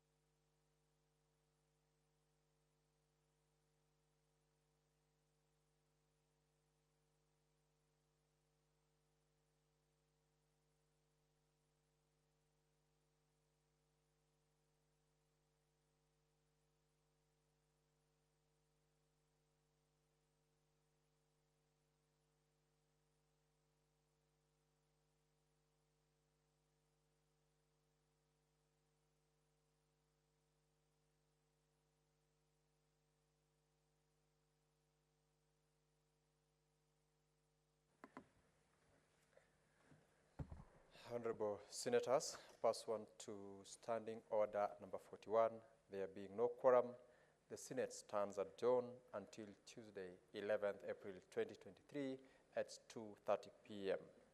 Senator Veronica Maina, you will have balance of 4 minutes of your presentation when the Senate resumes.